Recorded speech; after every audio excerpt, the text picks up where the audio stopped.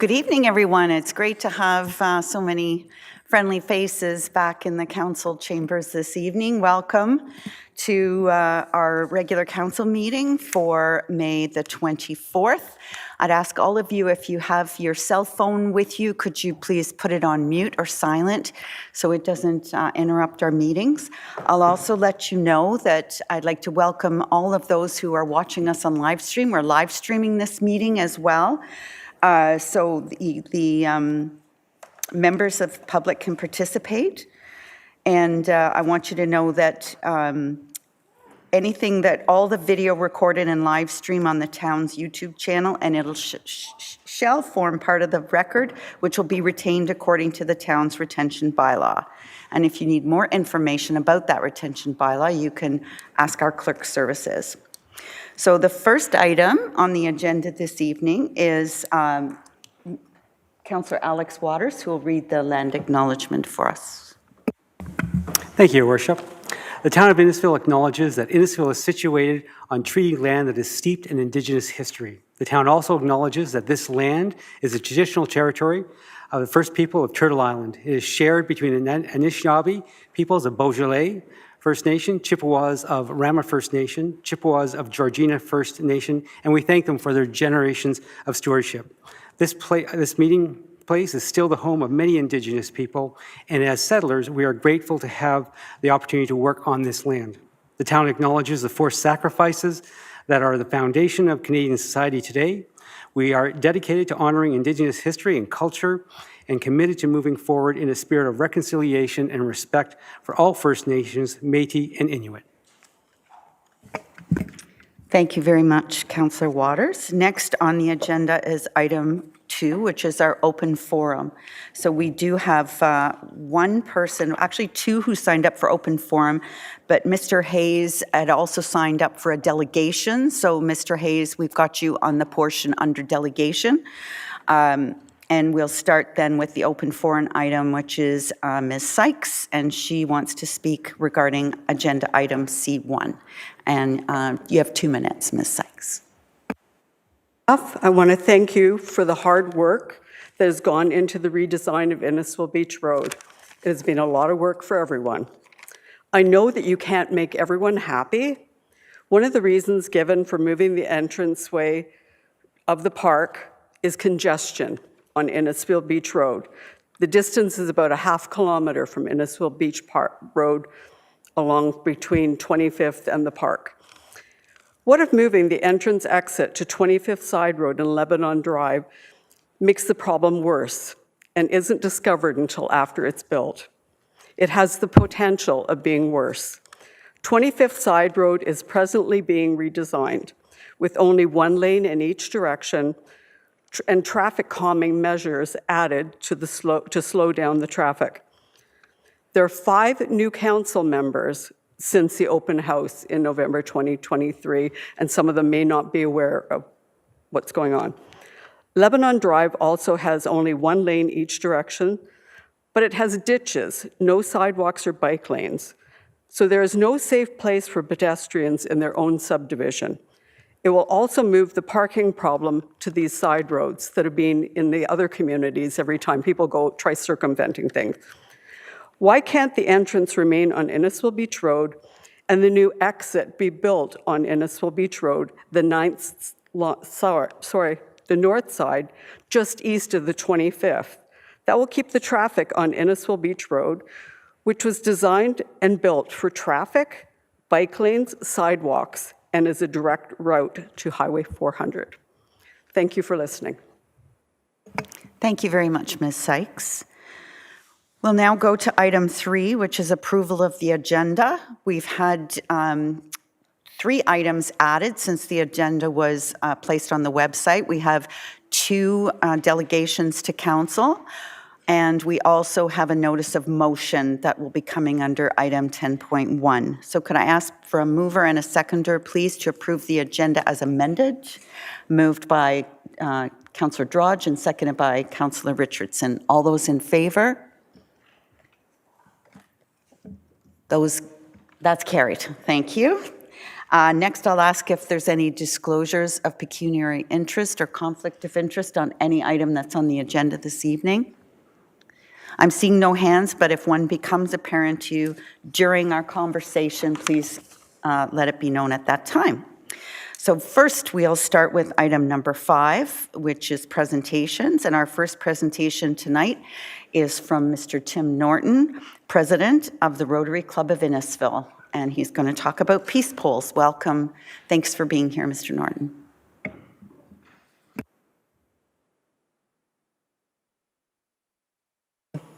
Deputy Mayor Kenneth Feltley, thank you, and honorable councillors. So yes, I'm here on behalf of the Rotary Club of Innisfil. And when I became president, part of my goals for my term and within the town as well is to really begin initiating more partnerships and communication. So when our regional director approached me and says, would you like to put a peace pole within the town? Of course, the first question is always, what's that?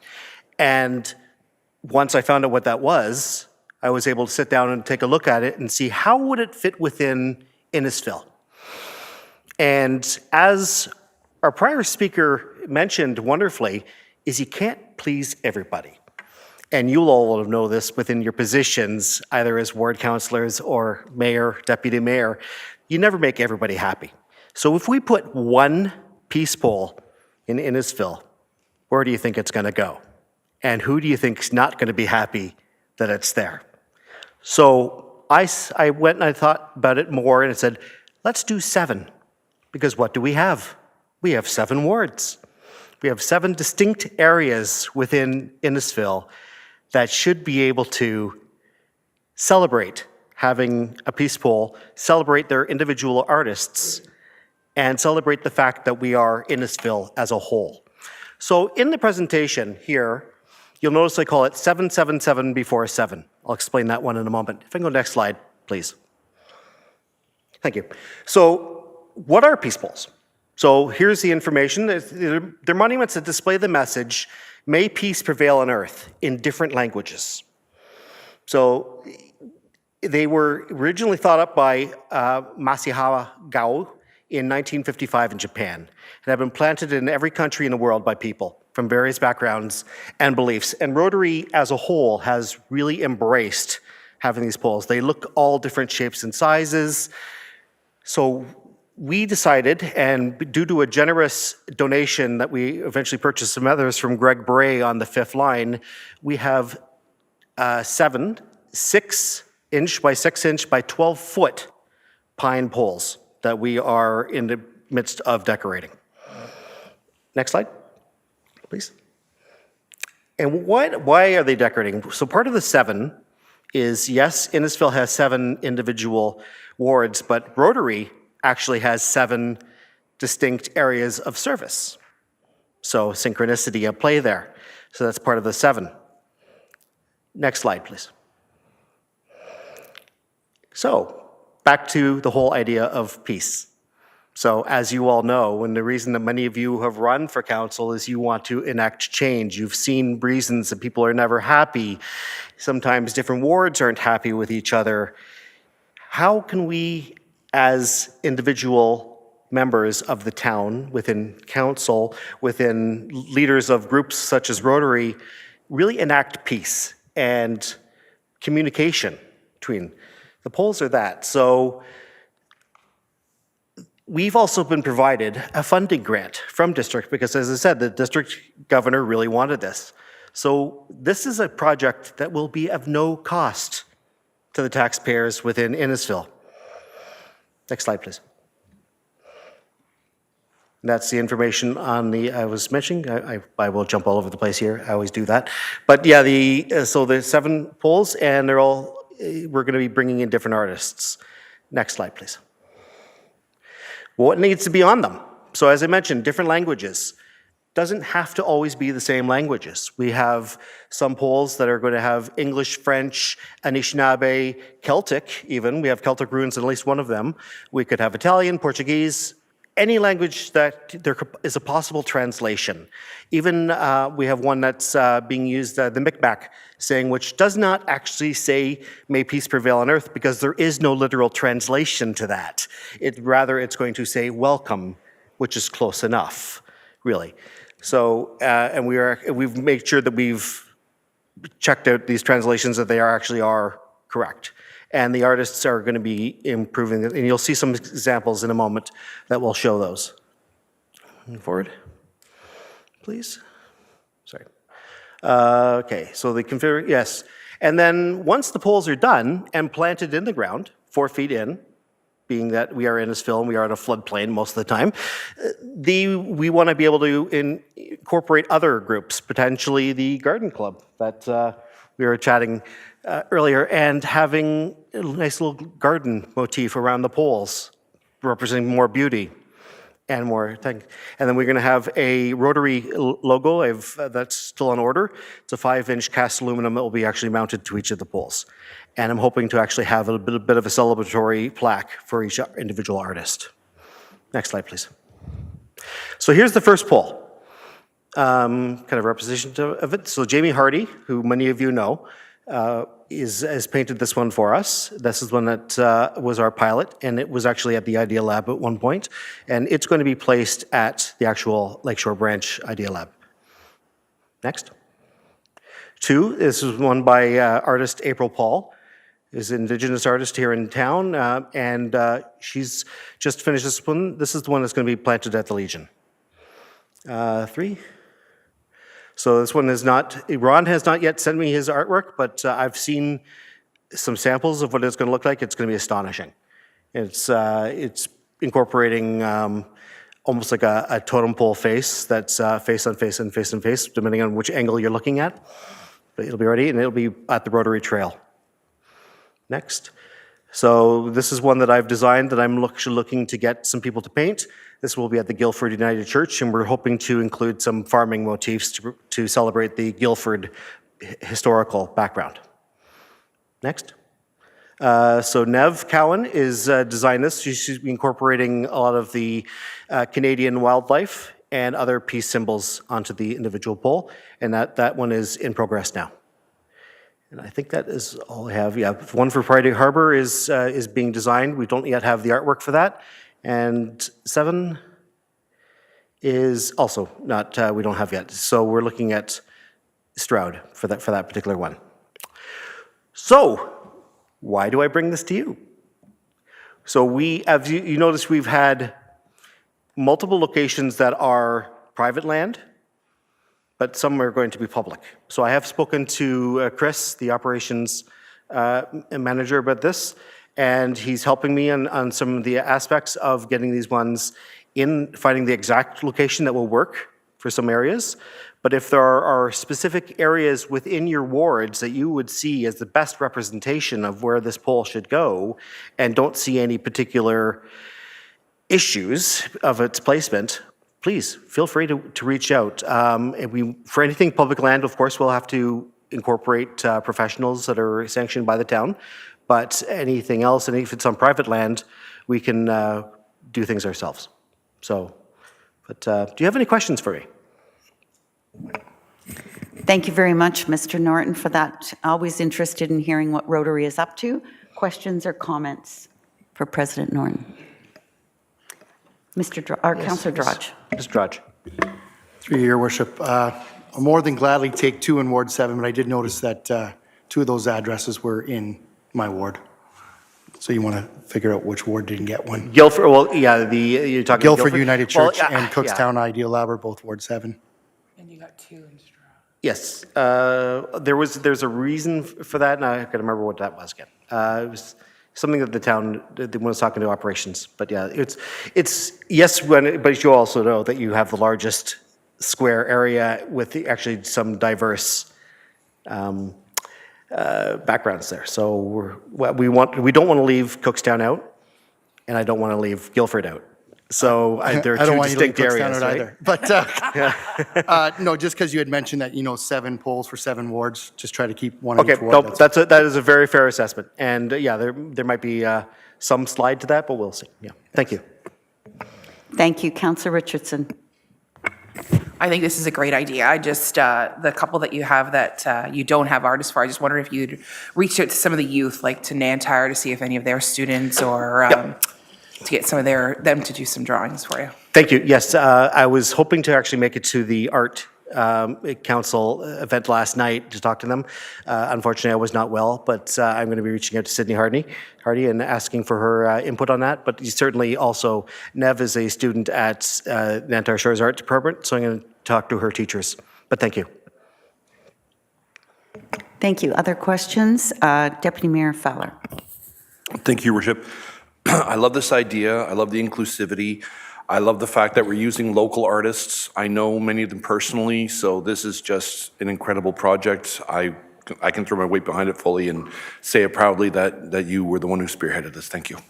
Thank you. Thank you. Any other questions or comments? Seeing none, thank you very much for being here. I would, encourage you to continue to reach out to Mr. Trevison or other people if it is on town property, if there may be locates required prior to them being planted, and to the library board should you wish to use library property. I will. Thank you so much. Thank you. Thank you all. Thank you for being here. My pleasure. So I have a motion to accept the presentation, moved by Councillor Zanella, seconded by Councillor Richardson. All those in favor? That is carried. My next presentation or presentation is our own Innisfil Accessibility Advisory Committee, and they're here with their annual update. Welcome, welcome.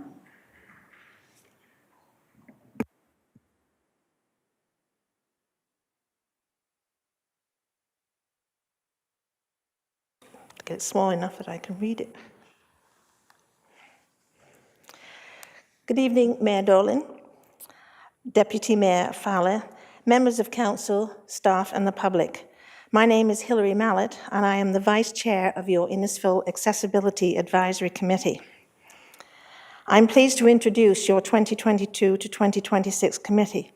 Robert Saunders, a councillor who is our chair, Kim Boss, John Gray, my colleague Rod Boynton behind me, Carol Ann Browning, and our newest members, Diane Sykes, Karen Brown, and Dana Donaldson.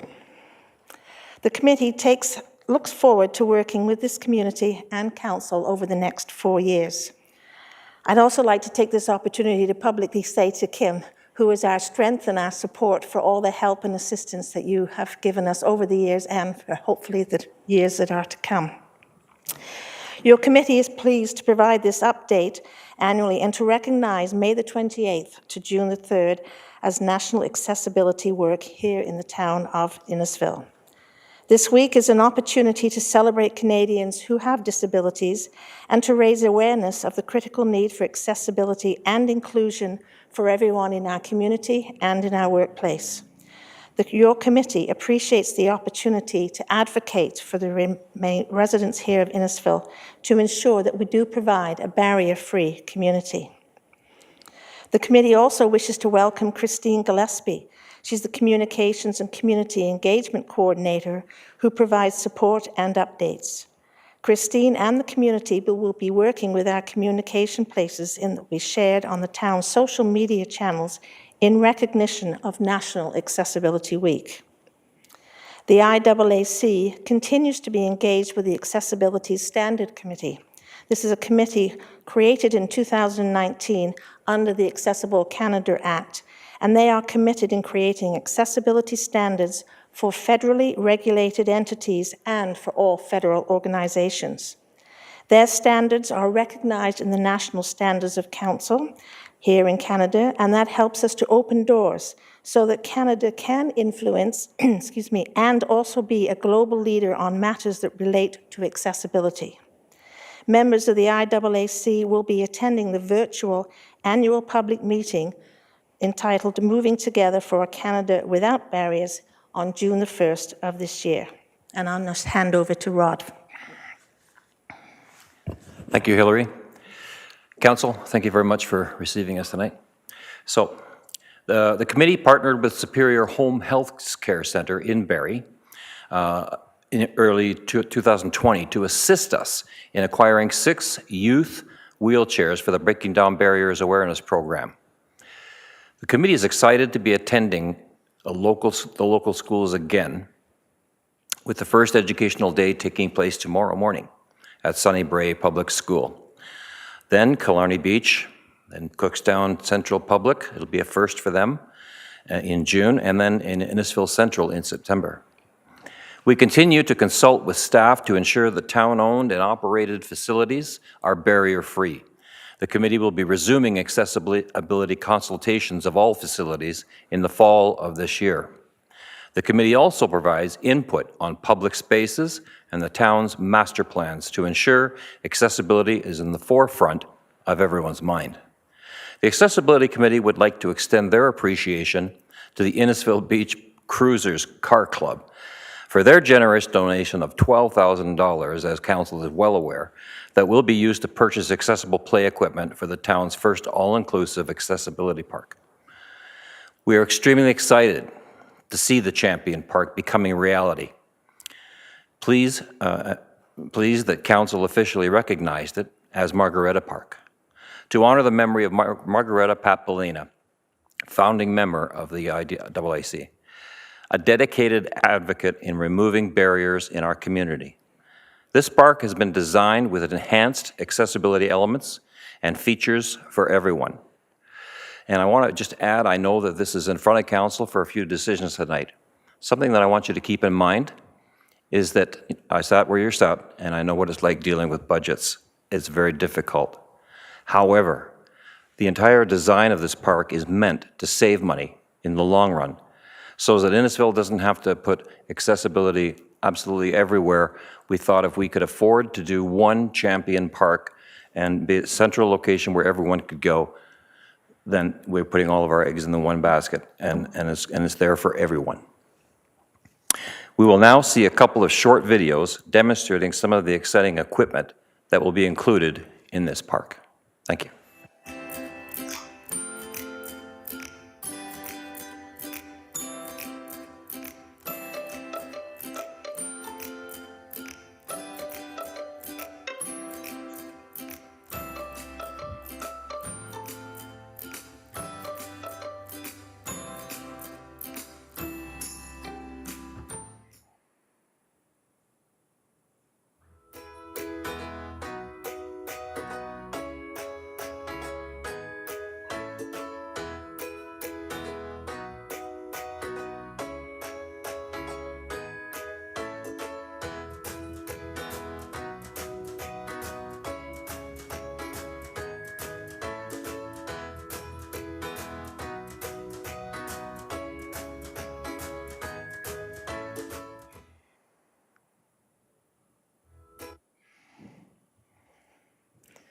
One of our members is actually really looking forward to being on that swing, and I think we're all going to draw numbers to see who gets to go on with her first. We'll probably acquiesce to Councillor Saunders first, though.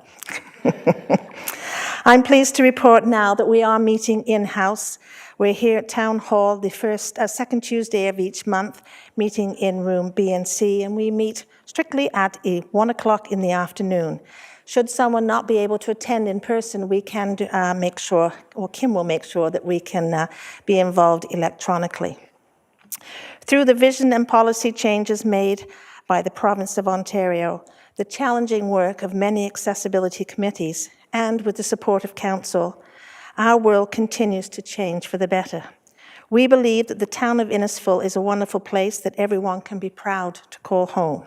And on behalf of your Innisfil Accessibility Advisory Committee, we thank council and staff for their continued support. Thank you. Quick thing. So as you heard earlier, we are going to be in Sunnybrae School tomorrow. If anybody has any time and they want to drop by, it might be a good idea, because accessibility for most people is something out there that they don't really know a lot about. And to see how it transforms the grade 5s that we work with is very exciting. This program is becoming more popular, so we are in the process. Well, just keep watching, because we are going to try and work on this and make it even better. So thank you very much. If I could just add one more thing, I think we have to remember, we talk about disabilities. My background is in nursing, and I think we also must make sure that we realize that not all disabilities are visible, that we have to be really aware that we're not talking about someone using a cane or in a wheelchair. There are many visual, auditory, and those of cognition, and we are approaching all of those with the same diligence and passion that we approach those that can be seen. Thank you. Thank you, Mr. Boynton and Ms. Mallett, very much for the presentation, and thank you to Chair Saunders for your work on the Accessibility Committee, and a special thanks to Ms. Creamer for her decades of dedication to accessibility, and Ms. Goodwin, who has had many of the good ideas that we've seen go into Margaretta's Park. So questions or comments, please? Councillor Richardson. I just wanted to say that I'll be attending tomorrow at Sunnybury, and I'm really looking forward to seeing how this all works. So I'm really excited for that. Thank you. Thank you for the presentation. Councillor Saunders. Thank you, Madam Mayor. Great presentation, everybody. It was really good. I'm really looking forward to tomorrow morning. I'll be a little tired, but that's we'll pull it out.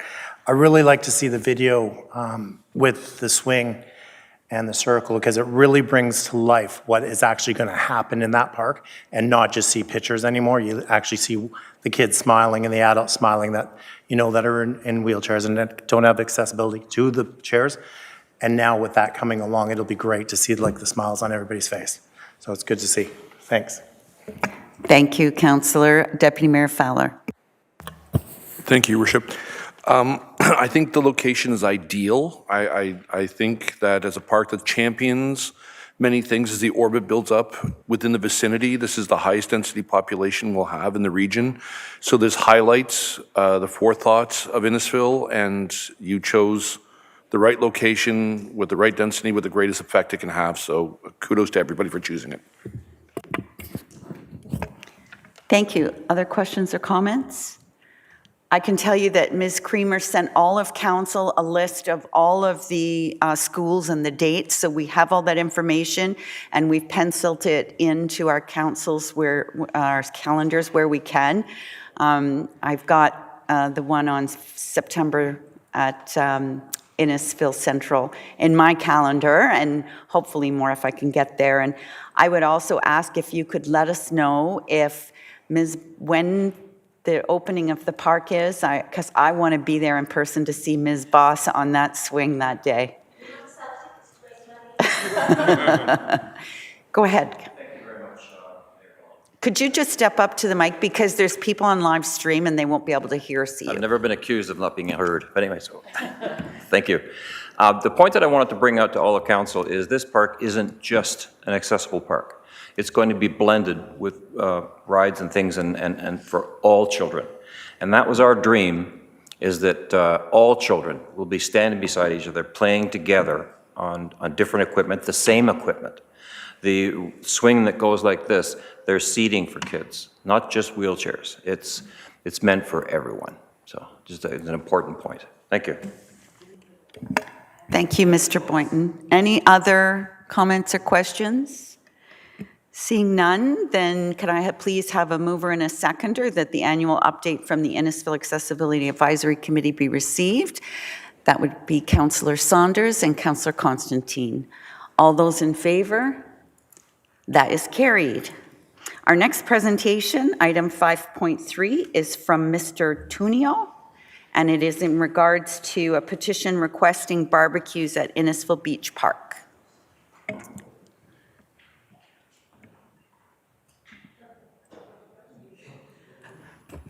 I've been sent alone, looks like.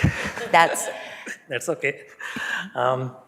Good evening, Mayor Dillon, Deputy Mayor Fowler, members of the council, and welcome to the 5 new members of the council to Innisfil town. Most of us are from Alcona and Lefroy, and we dear very much Innisfil Beach Park, and most of us are here 10 plus years.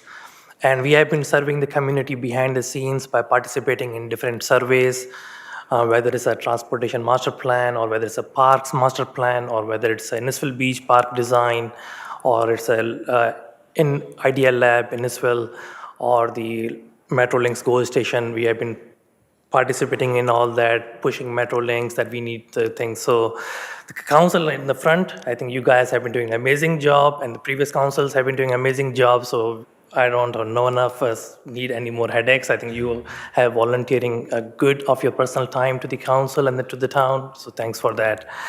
So I am presenting to you one more request. We have been here for a long time, and we have been enjoying Innisfil Beach Park. And one of the biggest features we have been having was the barbecue that we have been doing with our family and friends at Innisfil Beach Park. And that has been going on for a long time, and it's kind of a bonding exercise for us. And it's planned the whole thing, and it's dear to us. But all of a sudden, since last year, we heard that it's banned. So I don't know from where that came from, whether it was a bylaw or SOP on the parks. But my request to this council is to consider this again. We initiated just a street talk among the residents and the neighborhood, and all of a sudden everyone got passionate, and within no time we got 50 plus signatures on the petition. And then we started an online survey, and that also crossed over 50. So I stopped pursuing the community members for more signatures, because I thought, oh, this has an interest and momentum, so I will just present it to you. But if you need more, we can get you the number you like. But whole community, what I see, whosoever is in the community is pretty much excited, and they were engaged to see the barbecue back. So this is our request. So this is why we need it, and how we can do it. I think I was hearing some concerns that maybe it's one-off situation has happened where someone just left a burning coal on the park, and that was a concern. But if you go there on the last week, even the park, the grass is not cut properly, or the garbage hasn't been removed. So I think what is missing is a level of service somehow has gone down. We have never complained to the council or to the staff about our taxes, because we like level of service and we want to increase the level of service. And if it means we commuting a little bit more longer to make money, but we end up getting the service and the peace of mind, then that's what we prefer. From snow clearing services to the beach. So I see that maybe it was also one of the reasons why it may have been cut, or we may think that because of the staff, maybe there is a lack of enforcement or that lack of support. Like staff has been amazing in the last 10 years. They walk or drive from group to group among the residents and the park. They do provide them the garbage bags to collect whatever the leftovers from the group get together. So I think we see that service is getting reduced. So maybe some of these services you can bring it back. Now, in terms of the burning coal concern, what we suggest that you can at least allow at least the propane tank. So by doing the propane tank or cylinders, that concern should not be an issue. And combined with we as a community are now committing ourselves to provide you an extra support, and when we are out there, we will also look out and watch out if there is anything happening that shouldn't be happening while someone is doing the barbecue. Then we can talk to the community members. It's easier for us to talk as well, because we are one of them. So we can help you with that. And I see that all community members are willing to step in and pitch in for those type of services. So this is how we can do it. And I'll say when we want the ban to be removed, at least on the weekends and state holidays. That's our request. We're not asking for a continuous long ban removal. It's just on those specific days. And that I think we can manage that scope of work. I think staff is a good complement. They have the talent and expertise and resources to do that. The last thing is, if there is a concern about we backing off from our commitment or the staff may not be able to handle the services, level of service, why don't we start as a trial period for 1 year or for this season and see how it goes. We have this beautiful season out here. We want to enjoy the park. Let us try it out again and see how we can make it happen. It has been happening for so long. I've been here 10 plus years, 15 years. Can we continue with the same? And if this is your concern, we never heard about those concerns before. Now we know. Then we'll appraise and educate our community that these are the concerns, why it was banned in the first place. So we'll look out for it. So all together, once again, thank you for allowing us to present and speak. Hopefully, you will consider our request. Thank you. Thank you very much for being here tonight and for speaking.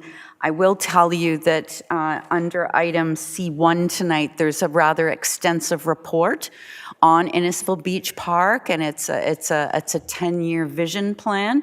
So if you haven't had the opportunity, you can look at that on the website, or if you wanted to stay and listen to part of it, I'm sure there'll be some debate on that later. You're more than welcome to do that. But I'm going to ask a question or comments from members of council. Seeing none, I thank you so much for your presentation. And I will ask that the petition requesting barbecues at Innisfil Beach Park be received. Is there a mover and a seconder? Councillor Waters and Councillor Zanella. All those in favor? That is carried. Thank you again. Next, we have delegations. The first delegation this evening is by Michael Hayes, and it's regarding Limerick Street Light Project. Mr. Hayes, whenever you're ready.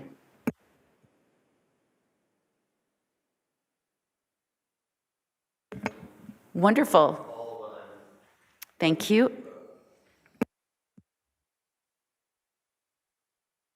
Is broke, so I had to grab a pair of cheaters, so I'll go from what I wrote. I think the first item that the members of council will see, well, first of all, thank you very much for the opportunity to speak. This is the second time I've been here. The last time was for parking during fishing season, and that has worked out very well, so I thank those members of council who were present then. If you take a look, you'll see how I came to know that this was going to take place on our street.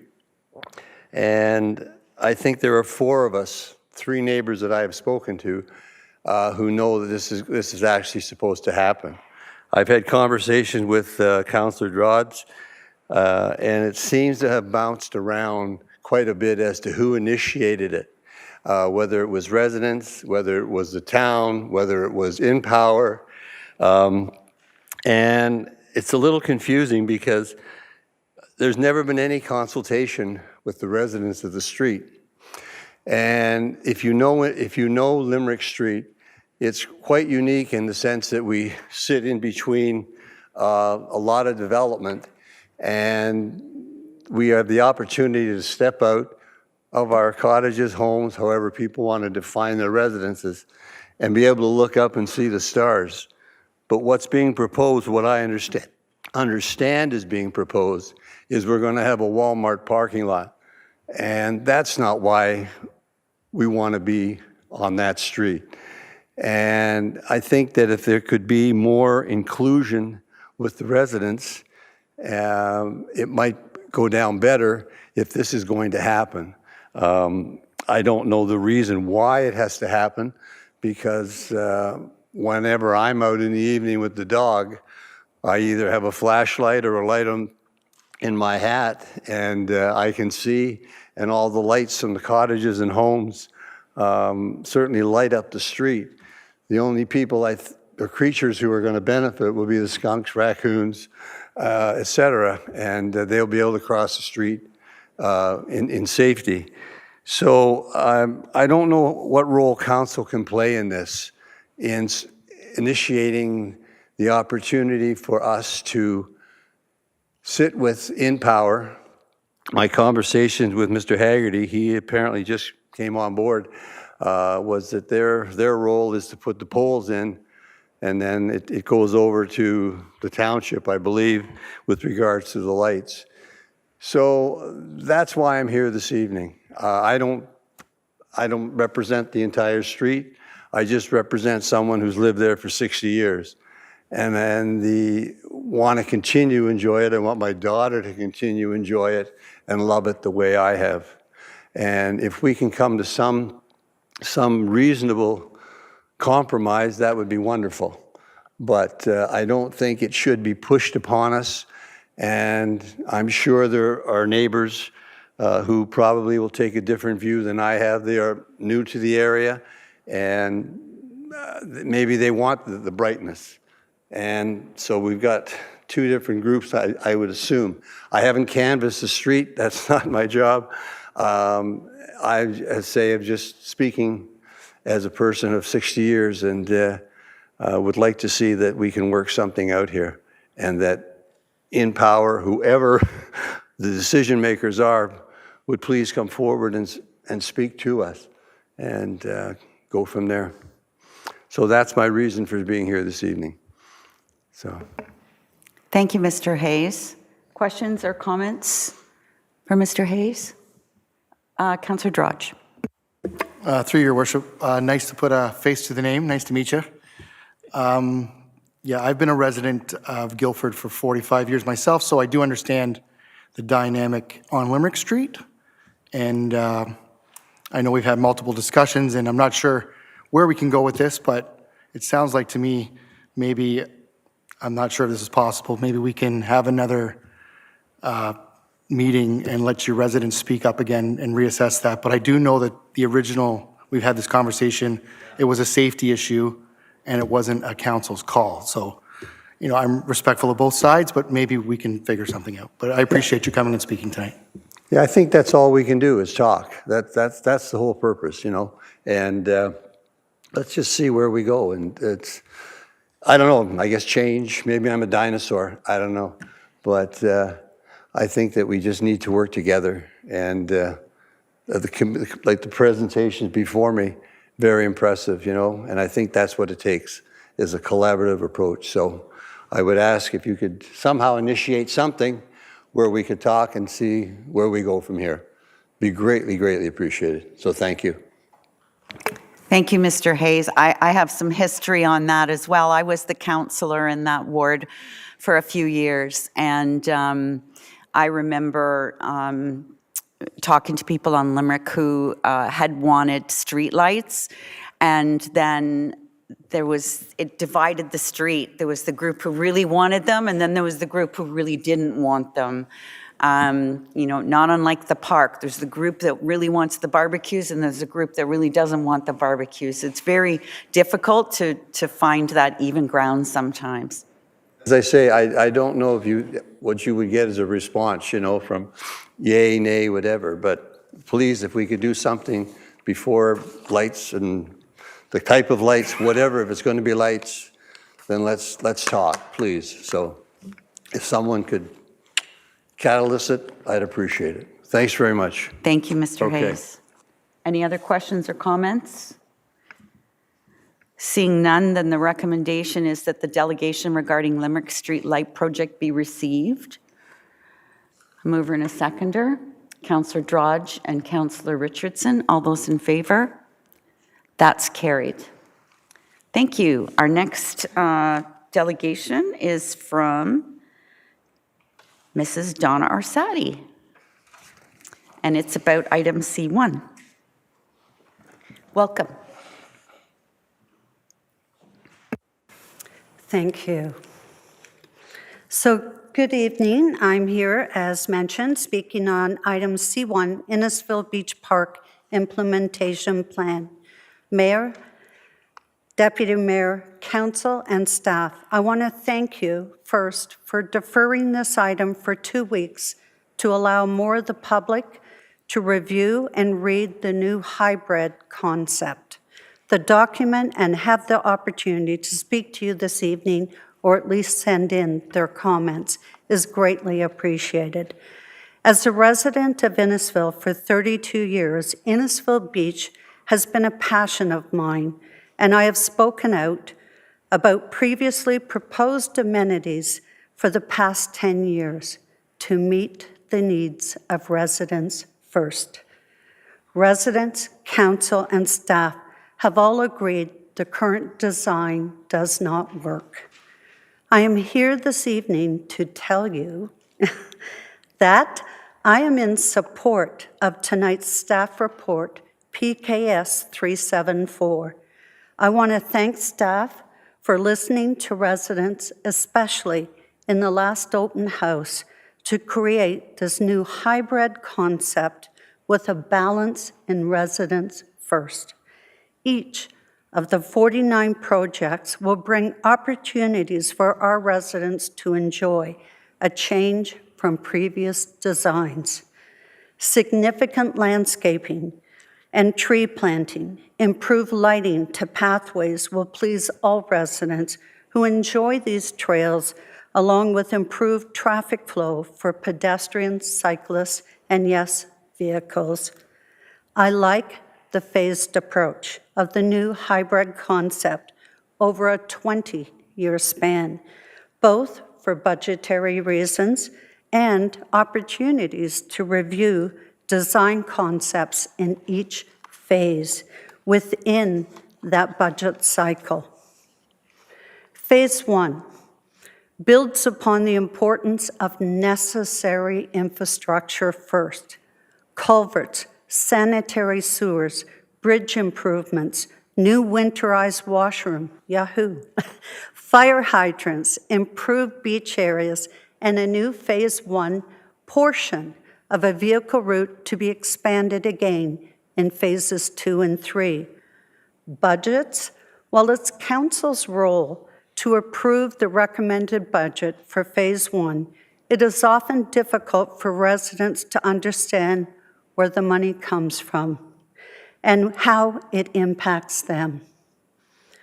The report indicates money carried over from a previous budget I'm well familiar with, and a current placeholder in the 2024 budget for the design stage.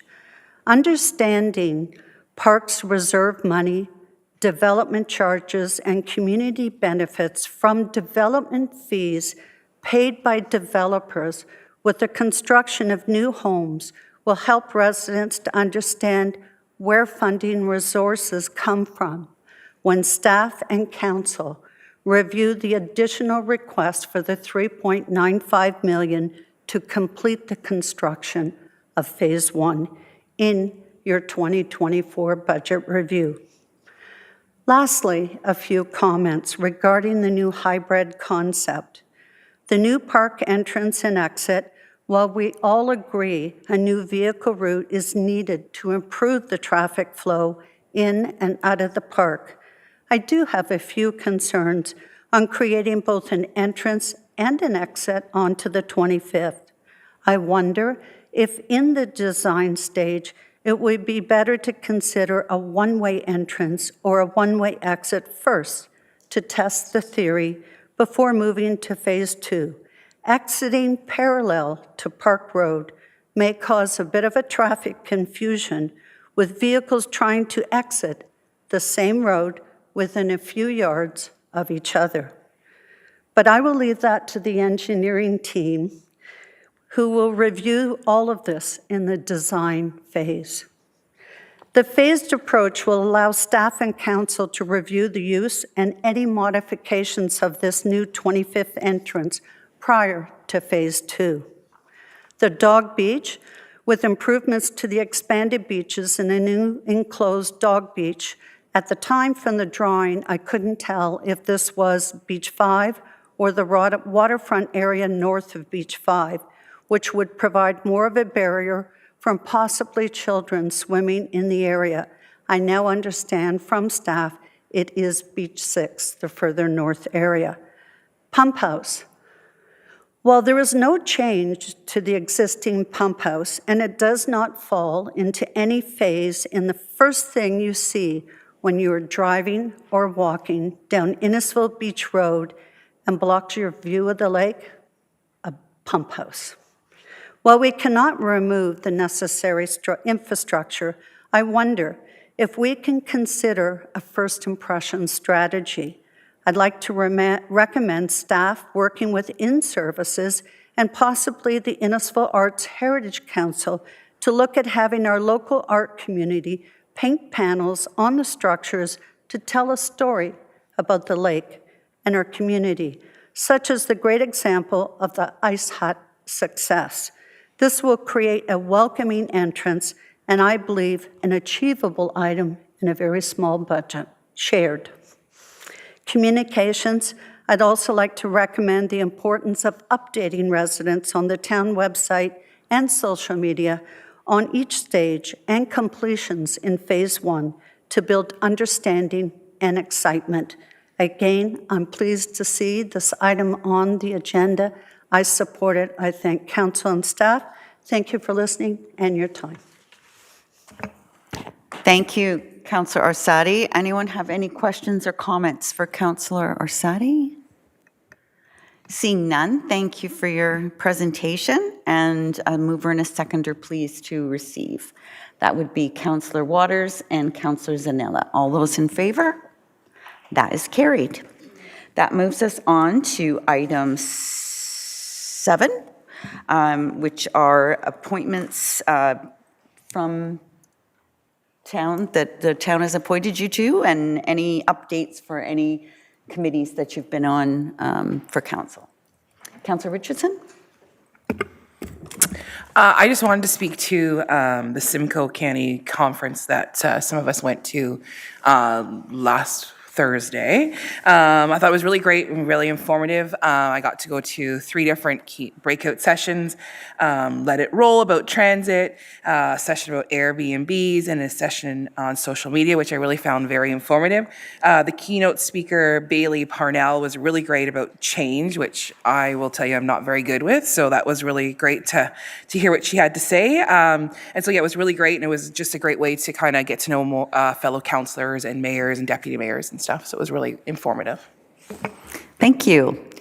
Deputy Mayor. Thank you, Your Worship. At County the other day, we have the paramedic competition that was put out by Simcoe County Paramedics. We crowned our winner, Danica Smith, of the Paramedic for a Day contest. Councillor Ices would be very proud to know that she's from Sunnybray, where everyone will be going tomorrow. She's a grade 6 student. She received certificates, a first aid bag, stethoscope, and she took part in a mock exercise with paramedics. And on top of that, she has her own uniform to keep now. They presented her delegation or submission to the county council, and it was actually very well done. So we must give her a great deal of credit for this. Continuing on with paramedics, South Simcoe Paramedics is, they've got something in place now that they're altering the service they do with people. Another addition they put is an alternative destination for hospice care. So when someone is terminally ill or in their last days, normally the process is that they would be taken to the emergency room, they'd be put in the ER until they're transferred out to the hospice, which could take a number of days if it comes down to it in a really bad situation. So to ease the burden, they're delivering them directly to the hospice care, which I think is a nice step because it makes things easier for the last memories you have with the care of a loved one. They're also putting out a video series, It Takes a Village. They're promoting work within the long-term care and senior services. There's a very bad stigma attached to this type of work, and we hear a lot of the negative. So they're promoting the positive. They're changing the paradigm and view within the care system itself, trying to get people into the system and make them aware of the good they can do. It shines a light on the positive that the job brings and the positivity that they can give to others in the community. Thank you. Thank you. Councillor Constantine? Thank you, Your Worship. So today we have our meeting for the museum and the barn, and the discussion today was about how to make them, known more in the different municipalities. Therefore, they're offering an invitation to members of council for us to come over and see what they do, and at least we can know what they do and then to spread the word to other people. So I don't know if we will accept that. Yes. Thank you, Councillor Constantine. Yes, I think that's great that we get that opportunity to go and visit them. Councillor Saunders. Thank you, Your Worship. For the library board today, I don't know if you've heard, but we got the dollar figure for the Tim Hortons Smile Cookie Day Award. The total was $15,619.52. So 2 library boards will get $7,800 each. One is for the Cookstown branch, and one is for the SF Thornton branch. So it's great money for them.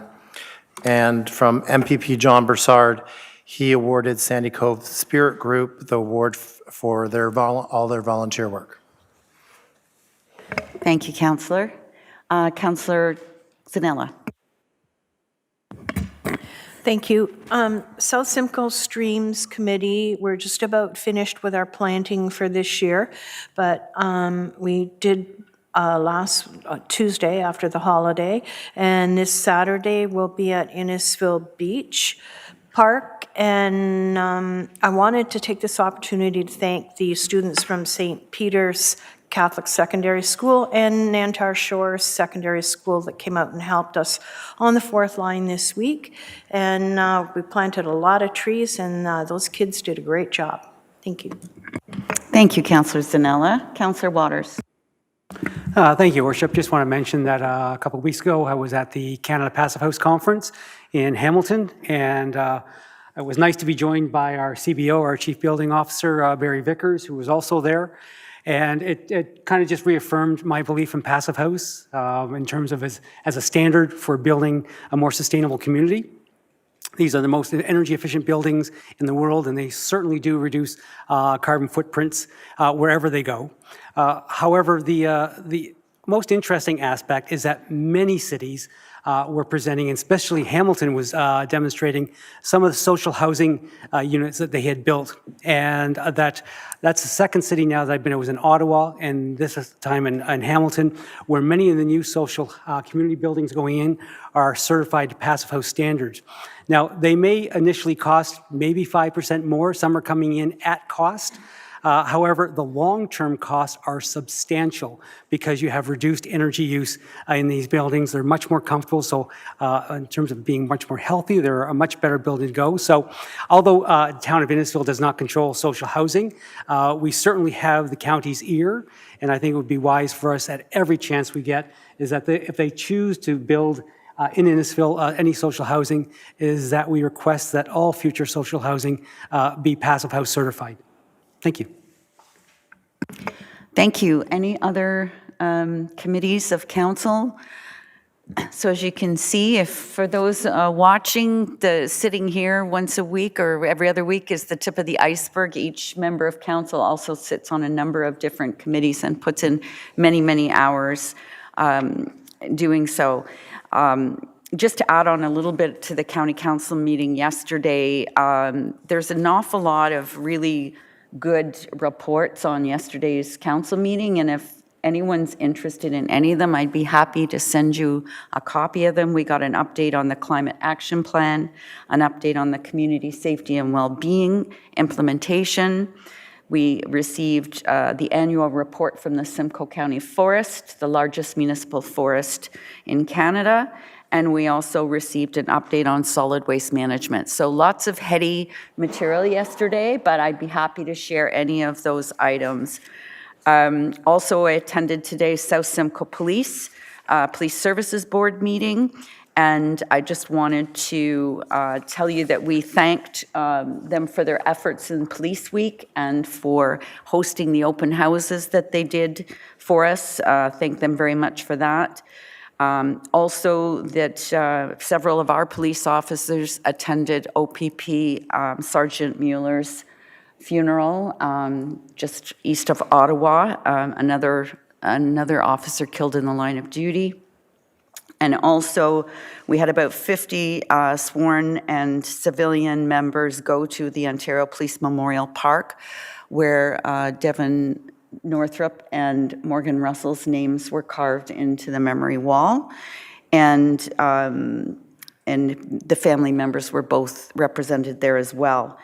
I'll also let you know that the new memorial signage for the Morgan Russell Memorial Arena and Community Center will be installed shortly, and I'll have more information on that soon. So, any other items? Seeing none, we'll move on to our consent list. So for those of you who maybe are attending for the first time, we have a list of staff reports that come with recommendations from our staff.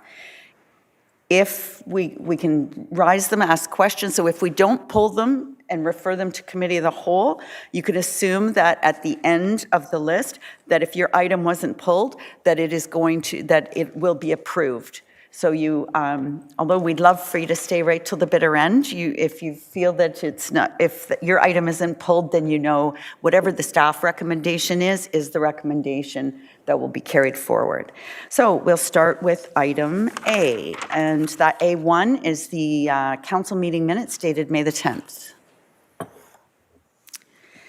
And B1, which is the Accessibility Advisory Committee minutes, Ugh, I can't talk tonight. C1, the Innisfil Beach Park Implementation Plan. Councillor Waters. I'd like to pull it, please. Referred to Committee of the Whole. Thank you. C2, the Innisfil Transit 2022 Results and Update. Deputy Mayor Fowler. To refer to the Committee of the Whole, please. Thank you. C3, the 2022 Final Operating and Capital Results. So I don't think we can let a report like this go by without some comments. And just, this is the first time in a long time that I recall that we actually had a small deficit. Typically, we have a fairly large surplus, if I'm not mistaken.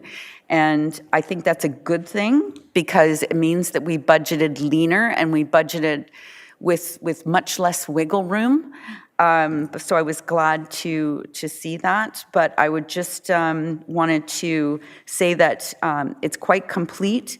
I did have one question about the carryover of the road rehabilitation. It was several million, and I just wondered, is that's a carryover? But I wondered if there's any other comments that the treasurer or the CFO would like to make on the small deficit.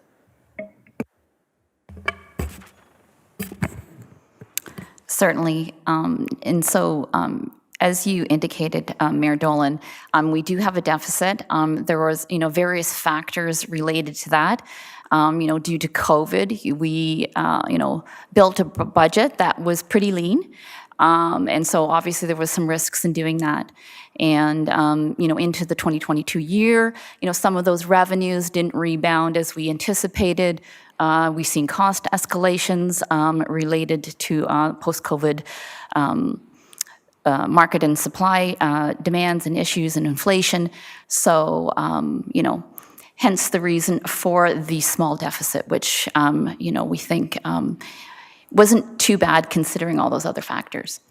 In terms of the roads rehabilitation carry forward number, so that's our roads rehabilitation capital program. They budget to do a certain amount of works every year. And I know that there was many challenges last year in terms of staffing, in terms of delivering the capital program, both within the town, engineering staff, but there's also challenges, I believe, in the consulting area, or, outside with our outside consultants in terms of engaging them and getting vendors in place to perform the works. So I think that was a contributing factor to the amounts that are getting carried over related to that capital program.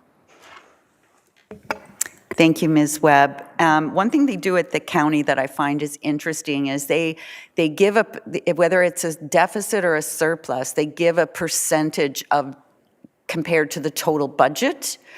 And it always amazes me. It's almost like getting a bullseye when you consider the amount of the budget and getting that close to it. And I should have called earlier and asked you if you had that number, and I didn't want to surprise you with that. But if not, maybe we could get that at a later date. Through you, Mayor Dolan. It is in the staff report. I just can't put my eyes on it right now, but I think it's maybe 0.4%. Thank you. I didn't see that, 0.4%. So that's pretty close. So I commend you for all that work. Thank you. Councillor Waters. I was going to ask just a couple of questions, and one goes to the point you just made, which was I do convert them into percentages, and that's how I rule how I'm going to ask questions. And so in the spreadsheet that was given in terms of how the money was spent, what the budget was, and so I'm not asking the questions because you gave some explanations at the end, so you did answer my questions. But the ones that raised my ire was community standards, which was 50% over budget, and growing communities, which was 81% over budget. So they were the two that I pointed out, because the other ones were in 10, 15%, and so I found that acceptable. But then I read the explanations, and so I let it go. So I do convert them to percentages because that's how I understand how far, they're in certain parameters. So I do commend you on bringing the entire budget in at I think it was 0.4%. My other question was around the building permit stabilization reserve, and I was just wondering. I think it sits at almost $8 million in that reserve. And I understand it's to cover, losses that may happen from year to year. But I'm just wondering, with $4 million, if I'm correct me if I'm wrong, because I'm getting a strange look. Okay. Is that money used for anything else other than deficit years for that department? Through you, Mayor Dolan, to Council Waters. So that, it's a stabilization reserve. It's primarily used to fund any deficits, but also it would fund any capital. So if they're purchasing a new vehicle, it would fund that as well. It's important to note that we actually are doing a building fees study right now. And so presumably through that study, they'll evaluate the adequacy of the inspection stabilization reserve, because of course that's built up through surpluses from the building inspection rates, building code rates. So there'll be some analysis done on that to determine whether that's an adequate balance and make rate adjustments accordingly. Thank you. It just seemed like a fairly large number to be having in reserve, and so knowing that you're going to be doing that would be helpful. Thank you very much. Thank you. The only other thing that I would like to point out, and again, I don't have the file open, but quite often you'll hear people in the community, complaining that we're in such huge debt, and so the debt that we're allowed to, the amount of debt that we're allowed by the province's rules, and the amount of debt that we currently hold is a number that would be nice for the residents to hear. If you have it open, Ms. Webb, I'm sorry. I should have given you a heads up. I was going to ask you these questions.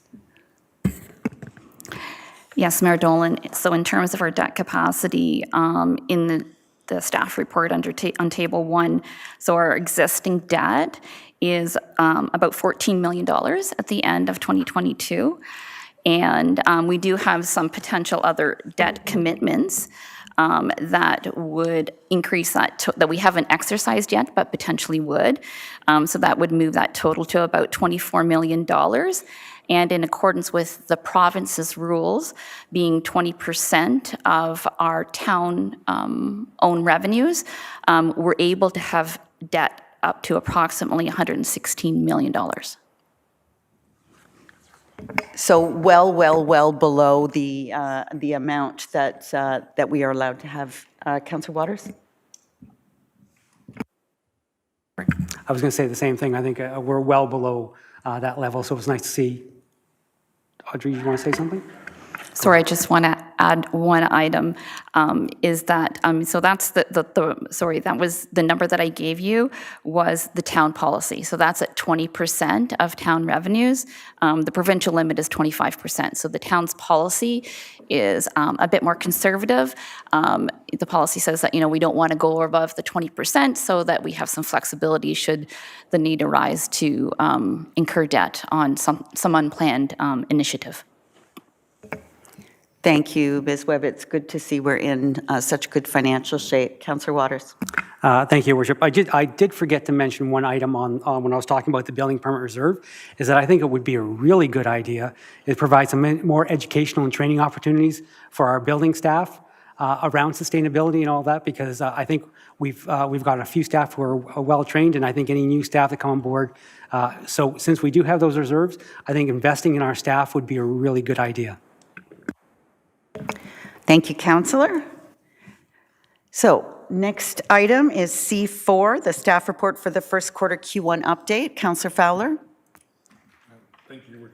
Do you want to pull it? Because I want to speak Okay, to I'd it. like to pull it, please. Thank you. Thank you. C5, that is the staff report regarding 7403 County Road 27 zoning bylaw amendment. Councillor Ices. Thank you, Worship. I do not intend to pull it, but I wanted to make a few comments as the Dykstra family have been patiently waiting in the audience again. It's always difficult to go first, and the Dykstra family has done that in bringing forward this official plan amendment, effectively allowing outdated agricultural buildings to be used for additional income on farms. So I commend you, Mr. Dykstra, for being persistent and going through all the steps and hoops that are required to do an official plan amendment. And if another councillor doesn't pull this one, I think that will officially end that journey that you've been on. So those would be my comments. Thank you. Thank you, Councillor Ices. And I see no one pulling it. So we'll move to item C6. That is the staff report for the 2023 municipal drain maintenance cleanout works in Lawson. Seeing none. C7, that is the committee appointments to the Electoral Engagement Advisory Committee and the Ward Boundary Review Ad Hoc Committee. Did anybody want to pull that? Seeing none. We'll go to item D1. That is the staff report regarding the Orbit Development Application Status Update. Deputy Mayor Fowler. Refer to council, refer to committee of the whole, please. Thank you. D2, the status update on engineer's review of the retaining wall on Crystal Beach Road. And there's no bylaws this evening and no correspondence for action. So now we go to correspondence for information. We have the South Simcoe Police Services Board meeting minutes from March 22nd. The Enbridge Gas letter for Bill 93. The proclamation for Innisfil Pride Month. A proclamation for the National Deafblind Awareness Month. Sorry, go ahead. Oh, yeah, sorry. I don't need to pull it, I just wanted to comment that I think it's great to see this. As a Lion member, we did have a member from Deafblind Ontario come and do a presentation for us that was really inspiring, and I thought it was really great. There are 23 homes within Ontario that support deafblind people living, and one of them being in Barrie and one of them in Innisfil, so I thought that was really great. And as part of, to help with raising awareness and raising money for deafblind awareness, the Lions will be doing a Kids Bingo during Onion Fest, where we'll be collecting a donation that'll go towards the Deafblind Awareness Ontario. Thank you, Councillor Richardson. And then the final proclamation is National Indigenous History Month.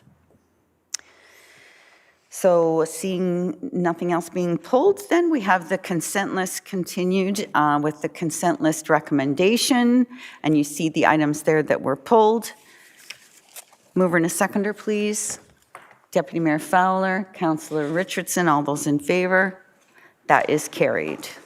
Now we'll move into Committee of the Whole. Moved by Councillor Drodge, seconded by Councillor Waters. All those in favor? That is carried. So the first item was C1, and that was pulled by Councillor Waters. Thank you, Your Worship. And Councillor Richardson is going to be second on that. I'm going to mention that, first of all, that 90% of the park plan I like. There are two issues which remain a thorn in my side, and considering my background in terms of my environmental background and the fact that I worked in a park 10 times larger than Innisfil Beach Park and went through the master planning process, so I understand what goes on during that process. In that process, in the park that I ran, we would have never allowed a road to be on both sides of a stream. And that was in a park that had 250 hectares. Our job was to minimize the amount of green space that was used for infrastructure. And here we have a park which is 70 acres, and we're planning on putting a lot more under asphalt because we want to have an in and out in that park. So the roadway is my number one concern. I did express the concern to staff, and we talked about it this afternoon. They had a better idea in terms of what I was interested in terms of using part of the road on the north side of the creek as a two-way. And it was explained to me just prior, 5 minutes before the meeting tonight, that the consultant didn't think that was a good idea. So I have to question the consultant's reason for this, because they were putting the health of a stream in favor of fluidity in the park in terms of traffic. And the park only holds a certain number of vehicles in terms of what amount of parking we have there. So I don't understand how we could, put the stream in jeopardy by having road on, because that park, that stream will become a dead zone in terms of people who use it because it's between two roads. You have traffic problems with people having now crossed two roads in order to get one side of the park to the other side of the park. So there's environmental, there's safety reasons. There was concern addressed around having a loop in the parking lot on the south side, which would be by the event space and where the restaurant's going to be. We already have a loop on the north side, which they included, which was a drop-off. So it doesn't seem to be a difficult solution to put a loop on the other side, which will allow that in and out and having two-way traffic. And we'd use an existing road, which already has two-way traffic in and out of the park. And that would give us more screen space on the south side of the creek. It would be much healthier for the creek, much safer for people. So I still have a real serious concern about the way the road has been designed in the park. And occasionally, we don't agree with staff. And council has that right. And so here, I do not agree with our consultant in terms of what they've proposed, considering my background and what I've been through in terms of managing a park of much larger. So I'm seriously, I want to make a recommendation that would ask staff to review that. My second point was on the boat launch in terms of where it's going. So I understand why we need the boat launch. I can live with where it's going. However, we've done nothing about improving the aquatic area, because one of the reasons we've chosen to put it in that area is because it always fills up with organic matter. And so people do not attend that beach nearly as much because of the organic matter that washes up there. And from my opinion, it's because of the causeway which we have. It's almost a solid causeway that goes from the mainland to the government dock.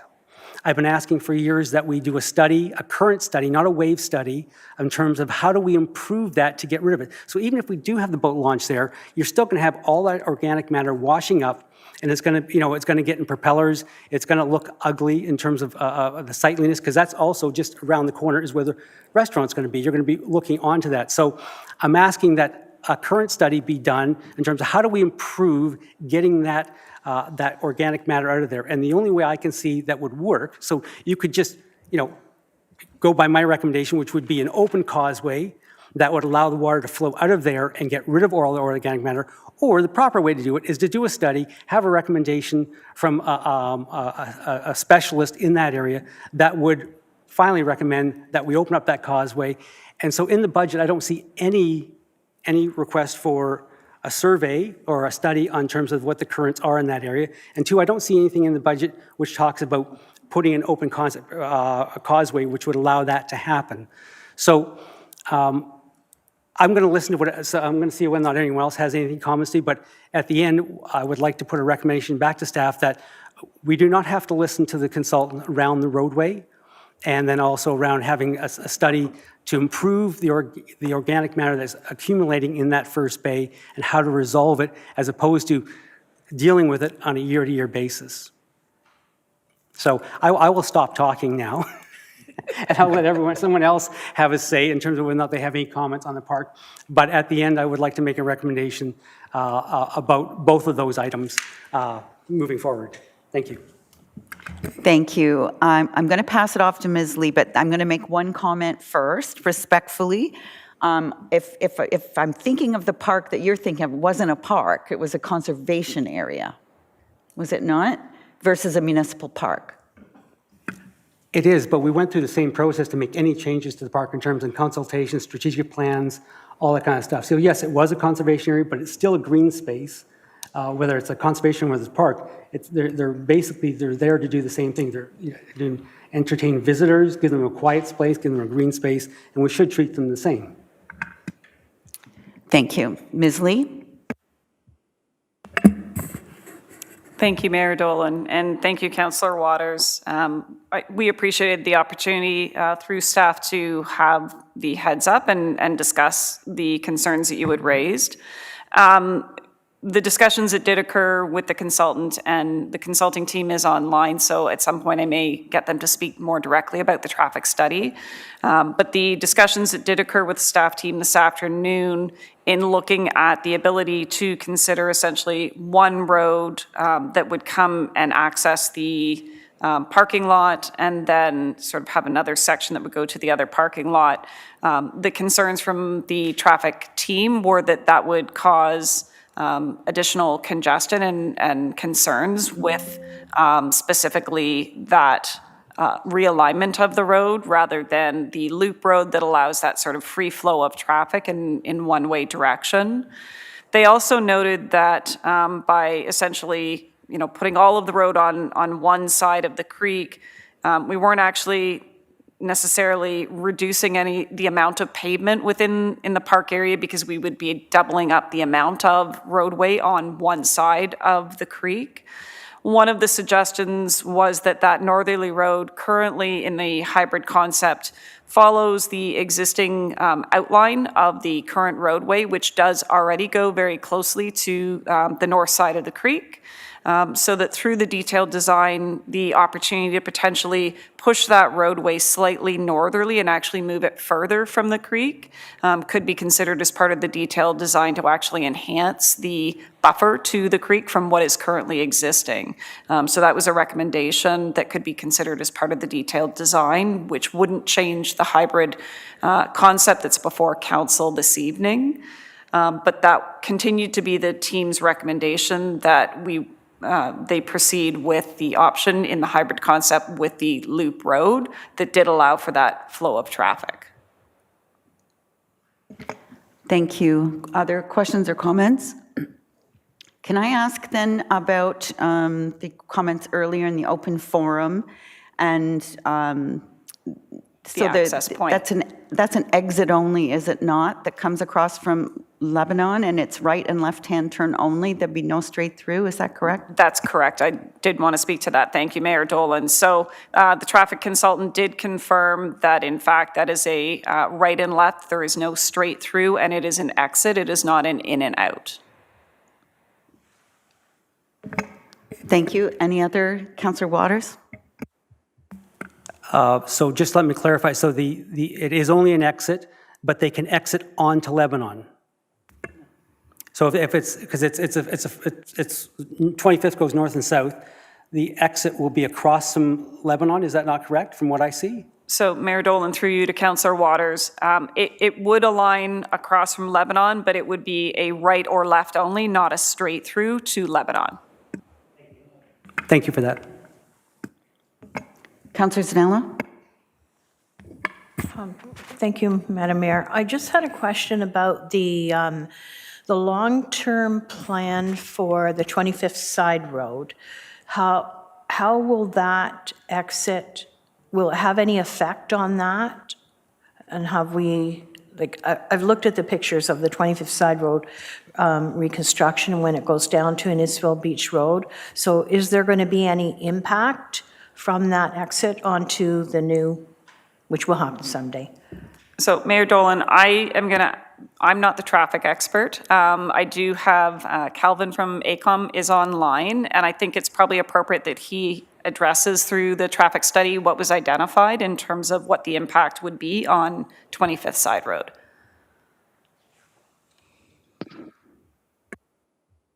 I don't know if you can hear me. I'm muting myself. This is Calvin from AECOM. With respect to the traffic on 25th Side Road, just to confirm, that is a left and right out only and not a through movement. And so there would, the assumption is that there wouldn't be any infiltration to Lebanon Drive from the park with traffic calming improvements that are included as part of the overall park upgrades. Was the question there associated with the use or the functionality of 25th Side Road, just to confirm? Yes, it was, but the new design, redesign and reconstruction of 25 Side Road. Right, so with the, I guess, additional traffic on 25th Side Road from the access point, we did analyze the traffic operations of the adjoining intersections, both at Innisfil Beach Road and at Lebanon and the surrounding study area. And given the modeling analysis that was conducted for opening day as well as +5 and +10 years, the overall traffic operations through that area were noted to be acceptable from a technical traffic operations standpoint. So a level of service, as we say from the traffic engineering perspective, of between a level of service A and a level of service C, whereas anything in the level of service E to F range would draw the attention of additional mitigation measures that are required there. So the forecast for traffic operations along 25th Side is shown to have fairly nominal traffic operations impacts from a strictly traffic operations standpoint. Well, we have the traffic engineer on the line. Is there any other traffic questions? And then we can go back to other general questions. Seeing none. Thank you so much for being here this evening. Any other questions on other items, non-traffic? So I have one, and I don't know whether it applies here, but so in this vision, is there a vision of barbecues being allowed back in the park in any of these options? Would that be fair to ask for you, Ms. Lee, or should I be asking Director Bowman? So Mayor Dolan, I'll perhaps address that. It is a bit of a combination question in terms of the park concept, but also from a bylaw enforcement perspective. So I know Director Bowman probably will speak to it further in terms of the park. The design of the hybrid concept does look at a number of areas for sort of gatherings, but it doesn't specifically look at those barbecue locations and the concerns that have been raised from an enforcement perspective. But I believe that Chris will speak to specifically the barbecues. Thank you. So through your worship, so just to give a little bit of history regarding the barbecue aspect and kind of where we are now sitting with the ban and barbecues in place. So between an operational impact perspective as well as the bylaw perspective, we've kind of come to that decision where through the environmental impacts that we were seeing with what coals were presenting being dumped in our lake, on the lakefront, as well as we've seen a lot of vandalism in the sense of garbage fires and them entering our naturalized areas. So we've done some things and some steps and go in the direction of maybe some designated areas throughout the park that unfortunately, more so on the bylaw perspective, became more of an issue in enforcing and more of a burden than being more of like educational piece essentially. So with that, we've gone the direction of banning the barbecues with the support of the Innisfil Beach Park Ad Hoc Committee, essentially. So as it stands, currently the intention would be to not bring back barbecues at this time until, of course, if there was further direction, maybe presented through council, but that's where we would stand today. Thank you. I will say that I was in a community park, town square actually, in Wolfville, Nova Scotia, and they had a community barbecue, like it was a brick structure where there was a barbecue that everybody would gather to use. And I just wondered if there's an opportunity in one of the phases for something along those lines.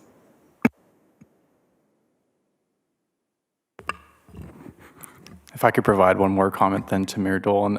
With that as well, I think it's an option that we've explored in the past, as well as what that would look like.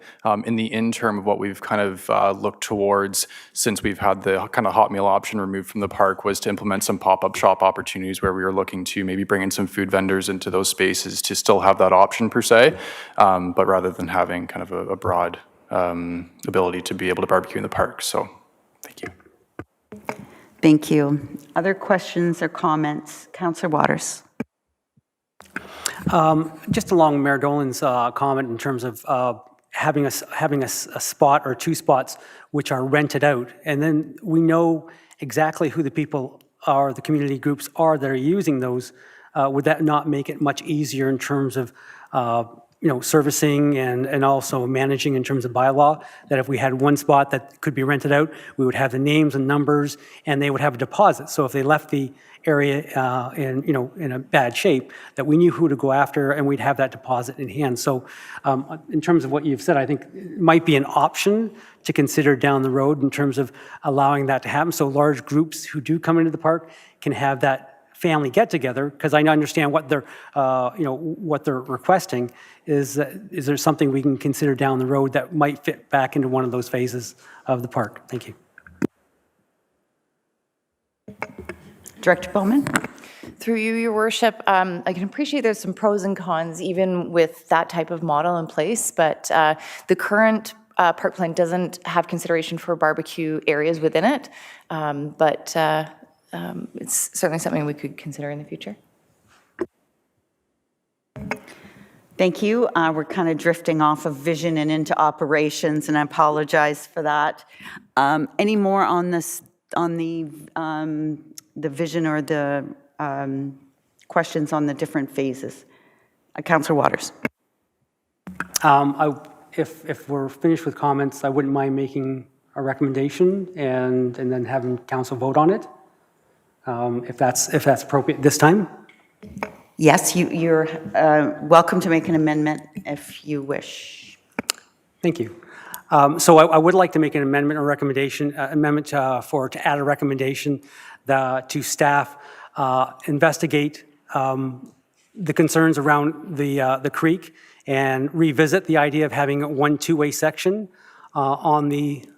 in that roadway, or even have an opportunity for the consultant to do a presentation in front of council to give us a feeling that this is the best place, because I can't imagine that it seems like engineering has won out over environmental concerns, and I'm always a bit concerned when that happens. So I would like to make a recommendation that staff revisit that and come back to council with a presentation from the consultant to give us a better understanding of why the alternative is a worse solution given its environmental impacts on, one of two creeks that now runs. It used to be the only creek that ran through the park, but now we have a second one because we have the Park Road diversion going through the park. So so that recommendation would be to have staff revisit that and also revisit the idea of putting some sort of study in place that would take a look at the currents so that even if we move the boat launch to the area, that we resolve once and for all the organic matter that's in that bay, because I think it is resolvable. I think we can improve the beach. I think we can improve the waterfront by doing that. So there would be two recommendations I would make, and hopefully that wouldn't hold up any of the processes of the park being phased in. So I think that staff are going to need a little bit more clear language than that for the amendment. So I would ask staff to revisit the road one-way in and out of the park to eliminate the roads on either side of the creek. And B, include a current study of Beach 1 to resolve the ongoing organic collection in Beach 1, sorry.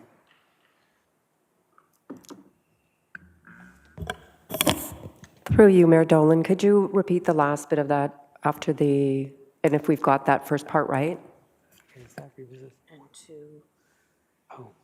Okay, sorry, staff.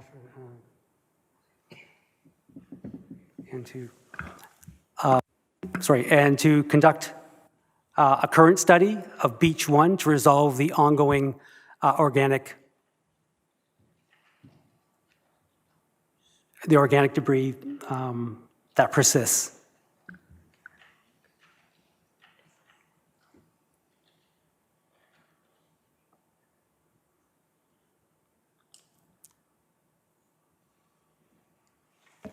Okay, so we'll take questions and comments on the amendment. Councillor Ices. Thank you, Worship. I'm wondering if we can request the mover and the seconder to make those two individual amendments. Could vote on them separately. Okay, thank you. So we can we'll ask if we can divide the question. So we'll deal first with the road part, if that works for the mover and seconder. Sure. Councillor Ices, did you have questions on the road part? Yes, thank you, Your Worship. Just, I wonder if, just looking at the plan, the hybrid, having that road be an exit and loop through the park, I think is a significant aspect of that plan. I wonder if staff could comment, are we altering this plan or the multiple ones we chose significantly that it almost feels like we've changed it too much that we're not really voting on this plan anymore, because where do you put the road to the tennis court, and where do you put, like, how you have to move everything to accommodate that. So is that, can staff comment on it? Can you do this and keep the integrity of the plan that's presented? Mr. Jerschel. Thank you, Mayor Dolan. In response to Councillor Icy's question, I would suggest the answer is no. I think there's a couple of angles to this here. I mean, we are bringing forward to council a master plan for the park.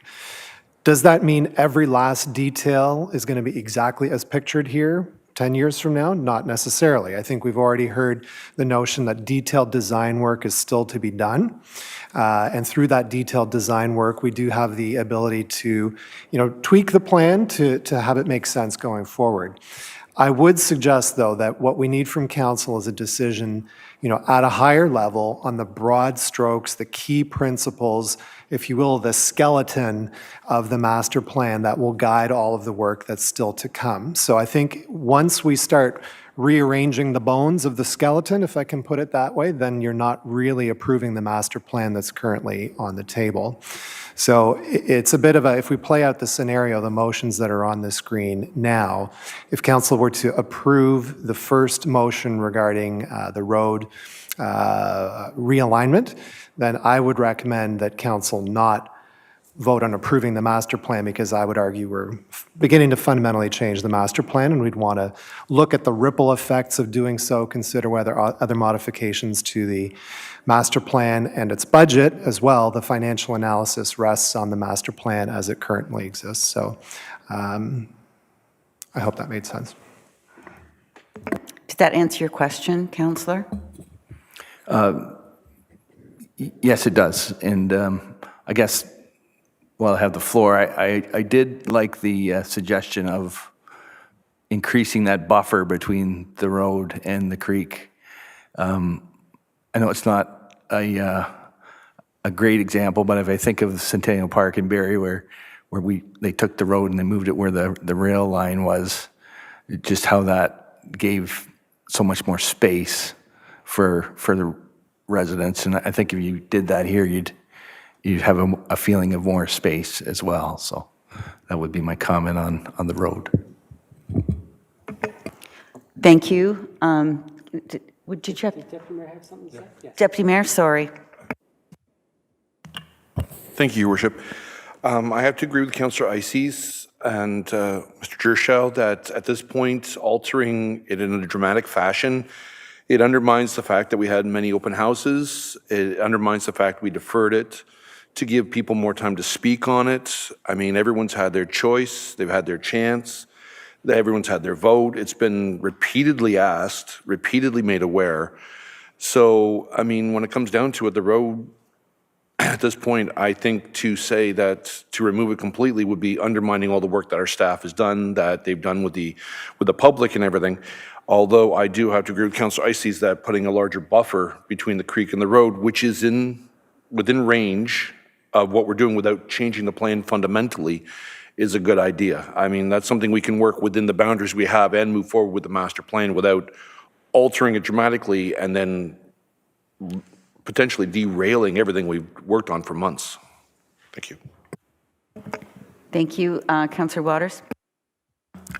Well, I'll have to disagree with our CAO quite vividly, because I had a conversation with staff and they thought it was a major change as well. All I'm asking is that the roadway on the north side be changed to a two-way, and then all the activities can remain. Nothing in the park has to change. All the activities still, and that's what we said, all the activities still stay where they are. They're in the similar location. There's a minor tweaking where those activities go. So this isn't a major change in terms of the master plan. This is a tweak to the north side of the road so that the creek can be maintained has its own biodiversity and can survive without being caught between two roadways, which is just going to have drainage flowing into there. So you're going to damage that creek all the way along through there.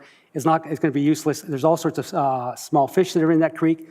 And in terms of, it becomes a useless space because it's caught between two roads. So I disagree with the CAO on this one. It's not a huge change to the whole master plan. All the activities still remain. All I'm asking, and we did with Meredith, I did sit down and showed her what I wanted to see, and she agreed with me that it was not a huge change, that we're just making one section a two-way strip, so that, and it's on the existing road. That strip on the north side is already a two-way road all the way to the tennis courts. So we're not putting that much more under, and we're taking out the entire roadway, which is now being added to service the south side of that creek. So it is not a huge change to the master plan. It does not disrupt everything that's been presented before us. It's a minor change to the roadway. All the activities still remain the same. So I think it's a misrepresentation of what we've requested. Thank you. Thank you. What I love about this design, and one of the first things that made me love this design, is the one-way road. I think of the one-way road as you can make it very narrow, which will force people to drive slowly and carefully through the park, and you won't have a strip with cars going either way on it. That's what I love about the way. I agree, it's probably too close on the north side to the creek, but I love that we can create a narrower path to make people drive slower, and I also think that will help with the safety of the park as well. That's just my take on it. Councillor Drodge? Through you, Your Worship, I kind of look at it a bit different than Councillor Waters. I think the roads on both sides of that stream protect the stream. It keeps people from messing with the small fish and stuff that are trying to hatch and do whatever's going on in that stream. By putting a road on both sides of it, we're creating a boundary where people cannot go into the stream, so there's a safety concern there, and we are protecting what's going on in that stream because the road is protecting both sides of it. Okay, any other comments or questions on the road? And then we'll go to the second question. Okay, Councillor Ices.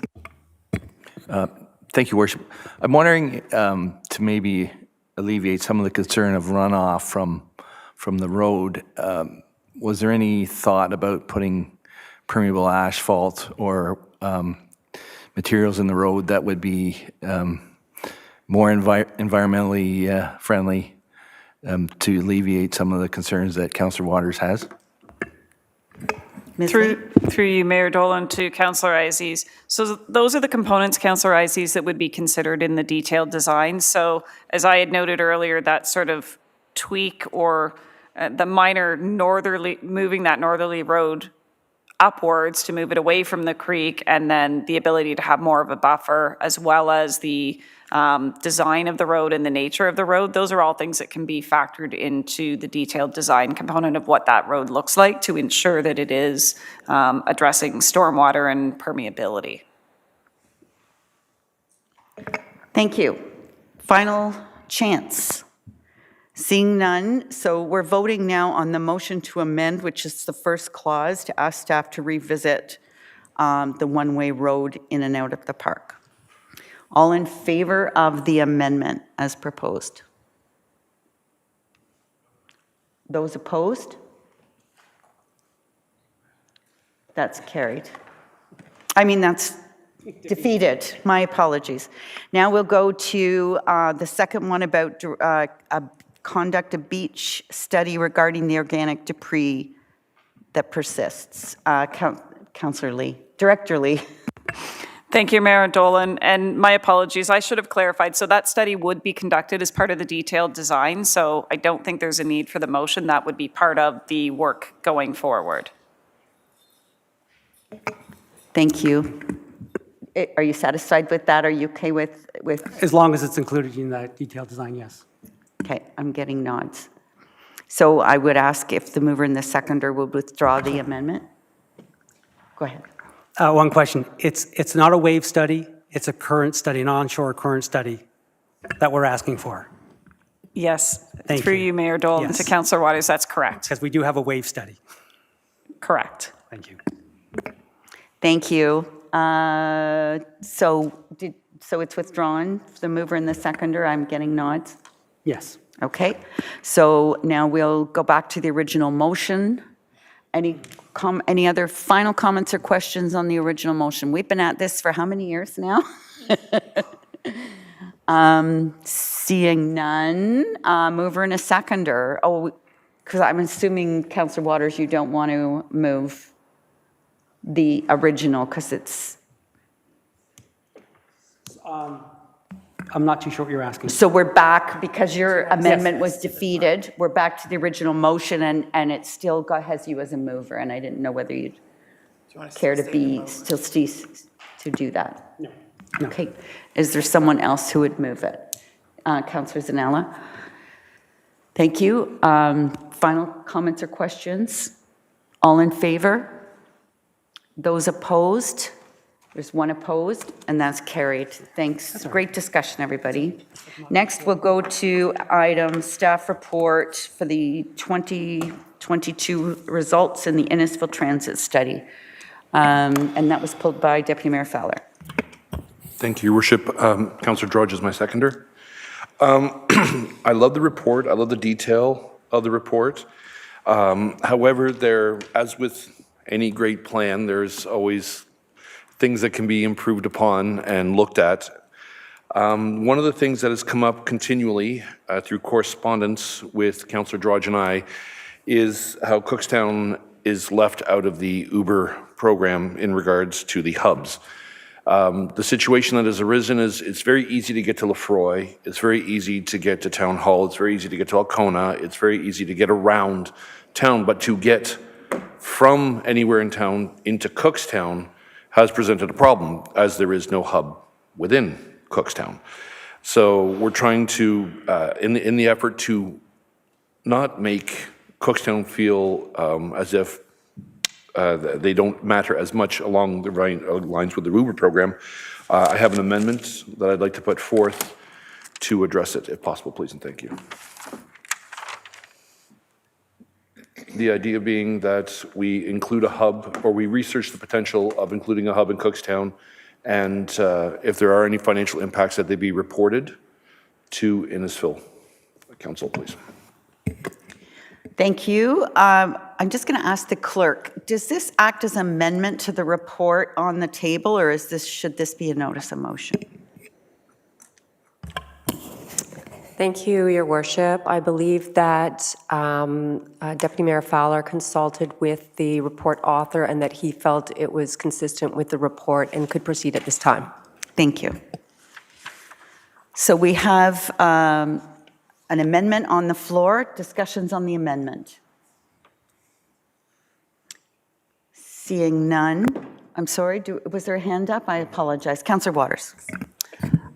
The reason I'm questioning it is that I think Councillor Richardson was going to recommend a survey as part of this, if I'm correct. Yeah. And so personally, I would rather see that the survey be done and then that would fall out of that survey in terms of a recommendation, that type of stuff. So I would rather see the survey done to see what the outcomes are, which would better guide us in terms of our recommendations. So I'm just a bit confused in terms of how to address that. Okay, thank you for that. So we've got one amendment on the floor, and then so we should vote on that before we put another amendment on the floor, and then we'd vote on the whole motion as amended. And I'm going to just, for a moment, break and talk to the Dykstras. I don't know whether you're welcome to stay as long as you want, and I'm not trying to kick you out, but I just want to make sure you know that your official plan amendment was passed. Oh, what? I didn't know we were so entertaining. Okay, so we have, let's talk on any comments or questions on this amendment. Councillor Drodge. Through your worship, yeah, I've also spoke with staff concerning this, and my interpretation was that this might have just gotten missed. So it wasn't a fact that Cookstown didn't, say, qualify, for lack of better words, to have a hub. I think it was simply not put into the original report. So I just want to say that to hold us up would make no sense at all. Thanks. Thank you. The only comment I would have with it is the if any. I think that's a little misleading. I think that there is definitely going to be financial impacts one way or the other. And so to suggest that it might not have any is, I think, unnecessary, but that's just my comment. Deputy Mayor? Thank you, Your Worship. We can change it to including any financial impacts in a timely manner. And in regards to the survey, as much as I respect Councillor Richardson's attempt to learn what people need, we have heard very clearly and directly what they need. With hockey season coming up in the fall, there's many people who play with the Lefroy Icebreakers, and they put their children and their equipment into a vehicle and they go to Lefroy. It's a hub. Then they come back. If they're not able to get there in time, it's a problem. This is not a one-time concern. This is a consistent problem since Uber. And since Uber has been in play for a number of years, to ask, well, what do you think at this point, not to dismiss the survey, is defeating the purpose of saying this has already been identified as a problem that needs to be addressed. Whether it's intentional or otherwise, I'm not saying. I'm merely stating that it is a problem that has been clearly identified on multiple occasions. So I'd like to just add it, investigate it, put it in, and then all's fair across the board. Thank you. Mr. Correa, can I ask a question, please? So I should know the answer to this, and I don't. So do you have to go from a hub to get that special rate, or can you go from a hub to anywhere? Through you, Madam Mayor. So anywhere in town, including Cookstown, they are included in the Uber program in the sense you get the $4 discount on the fare. And you do not have to go from hub to hub to get the flat fare anywhere across the town. It's from anywhere within Innisfil to those hubs. But Deputy Mayor Fowler is correct in that Cookstown doesn't have one of those, I guess, further subsidized locations included. And that's something that staff could consider and have discussed with Uber. However, as you've alluded to, we would have to report to council any financial impact on adding additional hubs, as generally speaking, it would increase the level of subsidy and therefore the cost of the service. Thank you. So I'll use an example. If I went from my home to Lefroy, which is a hub, I would get whatever the rate is, $5, I believe it is. But coming home, I would have to pay the full rate less the $4? Through you, Madam Mayor, I understand that to be correct, yes. Thank you. Councillor Waters. I have to apologize. When I read Innisfil Transit, I was thinking future transit, not the existing transit. So that's where my comment was coming, so I apologize for getting that wrong. So I'm fine with the way things are, and we can move on to the next amendment. So I apologize for that. Thank you. So any other questions or comments on this? Seeing none, all those in favor? Those opposed? That's carried. Next, we had a further amendment. Councillor Richardson. Yes, I just wanted to say thanks for the report. I found it really informative. When I was out campaigning, I know that the fixed route transit, the transit system, Uber, they were very big hot topics. And so just because I am one of those people that likes to plan ahead and be prepared, I would really like to add an amendment that a traffic survey is done with the residents to see what exactly is wanted, what exactly is needed in this community, so that we are all better prepared when we look at the next budget cycle in 2025. Please. Thank you. Questions or comments on this amendment? Councillor Waters. Yes, I sat down with Councillor Richardson, with one of our ardent transit route specialists, and he recommended that we do the survey, and I wholeheartedly agree with doing that survey. But I think over the past year, we've had some criticism on how we do surveys. So in terms of what that survey looks like, it would be nice to make sure that residents feel that it's not pushing one direction or another, that it is truly unbiased, and that we don't have goals already in our mind in terms of what we want to see. So we've had those criticisms. So I just want to make sure the survey is done properly, that we get a result that we can all feel and residents can feel comfortable in that result in terms of what type of fixed routes do we want to have. So thank you. Thank you, Councillor Richardson. Do you have a seconder? Councillor Waters? Okay. All right, Deputy Mayor. Thank you, Worship. If I remember correctly, in the Transit Master Plan, do we not have a long-term goal of a fixed route? I believe I saw in the presentation the routes that were planned in mind. Would this be directly affected by the survey, or would it help guide it for future reference? Manager Correa. Through you, Mayor Dolan, to Deputy Mayor Fowler. So, sorry, could you repeat the question? No problem. At one point in the past, I believe during the master plan for the transit, I remember seeing a diagram of a fixed route system. I can't recall specifically the date and time, but I do recall. Would this survey work to enhance it, to reinforce it, or to alter it in the plan? Thank you. So The Transportation Master Plan did identify fixed routes and the evolution of transit for the town. The town does need to separately undertake a transit master plan, and certainly there will need to be a survey which goes beyond previous surveys done, which were fairly focused on Uber. It will still include Uber as it is part of our overall vision for how transit's going to evolve, but the survey itself I see ultimately being data for the town and for our partnerships and for the evolution of ultimately a transit master plan. And that's in terms of timing, it's really probably next year that we're looking to really advance the transit master plan. As part of that, we'll have a broad and fulsome public work consultation and engagement work plan. So there'll be multiple opportunities for various stakeholders and to provide some input along the way. Thank you. I have a comment, and then I'll go to you, Councillor Icey. Sorry. So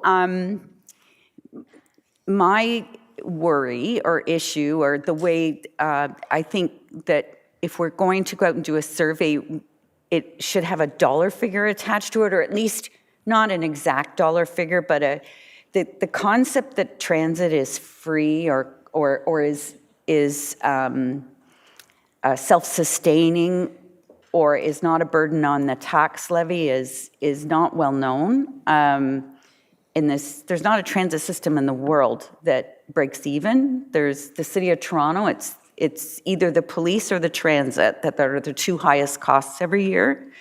The City of Barrie that has 100 square kilometers and 150,000 people. We're 260 square kilometers and 45,000 people, and their transit system, after netting off the fare box, netting off all the money they get for advertising on the buses, and netting off the provincial grants that they get, costs them $15 million a year. So when we do this survey, my problem is I think people will say, well, do you want a bus going here? Yeah. Do you want a bus going there? Of course we do. But like somehow if it could be attached to how much are you willing to pay for transit out of your tax dollar? Is it $100 a year? Is it $50? Like base it on the value of that bus and the dollar you're willing to pay to have that bus on the street out of your own tax dollars. And I think then you'll get a better idea, because if you just say, do you want a bus going here and there and everywhere, everybody's going to say yes, unless they understand the responsibility or the cost that will be attached to it. Ms. Director Lee? Thank you, Mayor Dolan. As Mr. Correa has indicated, the intent of the motion that's on the floor is that this would be conducted as part of the transit master plan that is in the budget for later this year. What I'm going to suggest is that perhaps the language be modified if the council members are supportive of that it be undertaken as a component of the transit master plan. The transit master plan will have a consultant that would be retained. They would provide the expertise to suggest the types of questions that should be asked to address those financial components. They'll have the expertise to help us draft that. So I think it's more that it be undertaken as a component of that transit master plan process to ensure that the survey is completed, and they'll determine when the appropriate time in sort of putting their work plan together, and when we prepare the RFP, we'll ensure that that's all incorporated.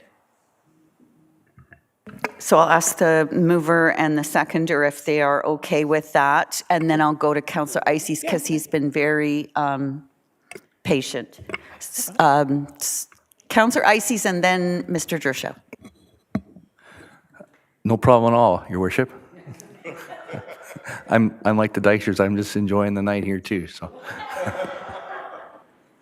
I was thinking about what Your Worship was saying, and I was wondering if we could put a layer into this survey and incorporate data from Uber on trends to make a little bit more proof to what people are saying, you know, instead of saying, yeah, we'll have a bus anywhere. Like right now, if we have people using Uber from far away and they get the $4 discount, if it's a net bill of, you know, $30 and I'm only saving $4, how does that reflect into some of the survey when we ask people in other parts of Innisfil that don't have as much access to the hubs?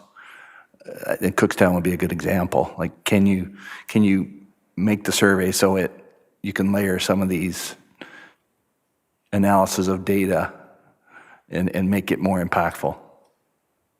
That would be my question. Director Lee. Thank you, Mayor Dolan, to Councillor Ices. So the intent of the Transit Master Plan would be to look at the options. So what is currently being provided? What are the costs of providing what the town is currently doing? What are the options going forward? And what are the costs in terms of providing those options in the future in terms of actual fleet, fixed routes, all of the maintenance costs associated with that. So that would be the intent of the Transit Master Plan. So the survey would then be geared towards looking at all of those options and what are the current costs, what are the needs of the community, but understanding that there are costs associated with those particular needs of having a fixed route bus or other options. So they would be looking to get that information, but to qualify it in terms of what the subsidies currently are and what would be the cost, whether it be through transit routes or tax overall in terms of how that happens. So it would all be quantified into that survey. And I don't know if CAO Gershow was looking to say more than that. Mr. Gershow? Thank you, Mayor Dolan. I was going to speak to something else, which was just making sure the recommendation on the screen captures the councillor's intent correctly. So I think it has already been changed to say transit survey, not transit study. But I just wonder, again, for clarity, if it should say directed to undertake a survey as a component of the transit master plan. We have a number of master plans. Thank you for that. I'll ask the mover and the seconder if they're okay Follow-up? with that change in wording. Any other questions, comments? Councillor Ices? Follow up. I guess as I think this through, is there an opportunity to use Uber to take part of the survey? Like when you have an app, can you throw a question in there and get a user to answer that and have that as part of the survey? That's kind of where I'm going with this.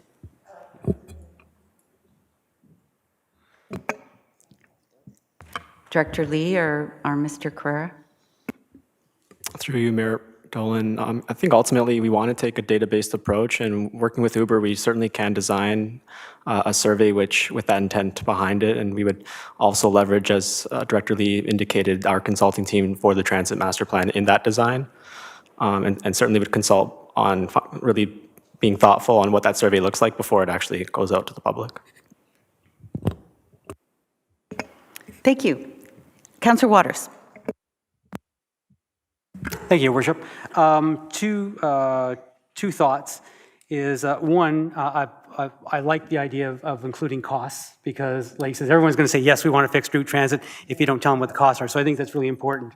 However, I want to make sure that the costs are related to the populations which are going to exist at that time so that we take into the fact that, Innisfil is going to be 50,000 people or 60,000 people by a certain date. So whenever the survey exists, that we use data from when we think that transit system would be in place, as opposed to the existing population base we have right now, because it's only 37,000 people. My other comment is that not to use the entire land base of Innisfil, because Innisfil is very, very large in terms of square kilometers. However, in terms of where we actually live is a much smaller piece of real estate. So we have, Big Bay Point, we have Lefroy, and I think the density would be much higher if you included those lands and not all the rural lands associated with Innisfil. So I think an appropriate use of density would be really important in that survey when you're evaluating costs. So those types of things I would like to see in there to get a realistic picture in terms of what the fares are going to be, so we can get real answers that mean something to us. Thank you. Thank you, Deputy Mayor Fowler. If we could, when we put the survey out, make sure that everyone aware that Councillor Waters is willing to take the slings and arrows, as we quoted him during the budgetary sessions, of leaving certain portions of Innisfil out of the transit plan.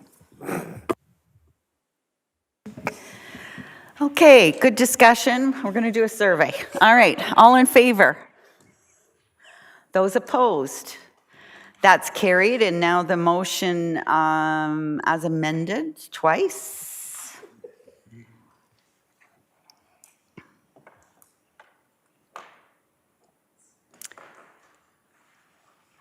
We're going to get that up on the screen, I'm guessing. So a mover and a second. I guess we had an original mover and a seconder. Okay, so there's the motion as amended. And any final comments or questions? Speak now or forever hold your peace. All in favor? Those contrary? That is carried. Next is item C4. Deputy Mayor Fowler. I need a seconder. It'll be Councillor Drudge. Thank you. Yes, I asked for this to be pulled. So I just want to have a conversation quickly about the park, the Champion Park that we talked about, and the addition of the washroom on that, in that park. And, you know, I get it. I understand why it's a good idea. But I also know that we just spent how many million on the Civic Square, and those washrooms weren't open 3 days and they were totally vandalized. So just wondered through you, Director Lee, when we plan these washrooms, how can we stop that type of activity? Or is there ways to put cameras, or who should I be asking that question to? I'm not sure if it's Ms. Goodwin or Director Bowman. It's kind of a question for the group. So I think I will let Ms. Bowman answer that one. Thank you. Hot potato, through your worship. You know, we have had some lessons learned through the experience at the town square, and so we've had to make remediations and changes to that structure in order to, you know, have a more robust walls, for example. So you can't have sinks torn off walls as easily, or holes put in drywall. So we are making some adjustments. Those same lessons learned would be put into a design at this new park as well. Thank you for that. I know that the OPP has a branch that looks at all of their designs to make sure that they're safe as possible, that there's clean sight from all the neighbors to the structure. Sometimes they suggest certain plantings like thorns under windows, things like that. It's more for a safety perspective as for crime prevention. So I'm just throwing that out there. But no, that was my question. Anyone else have questions on this Q1 report?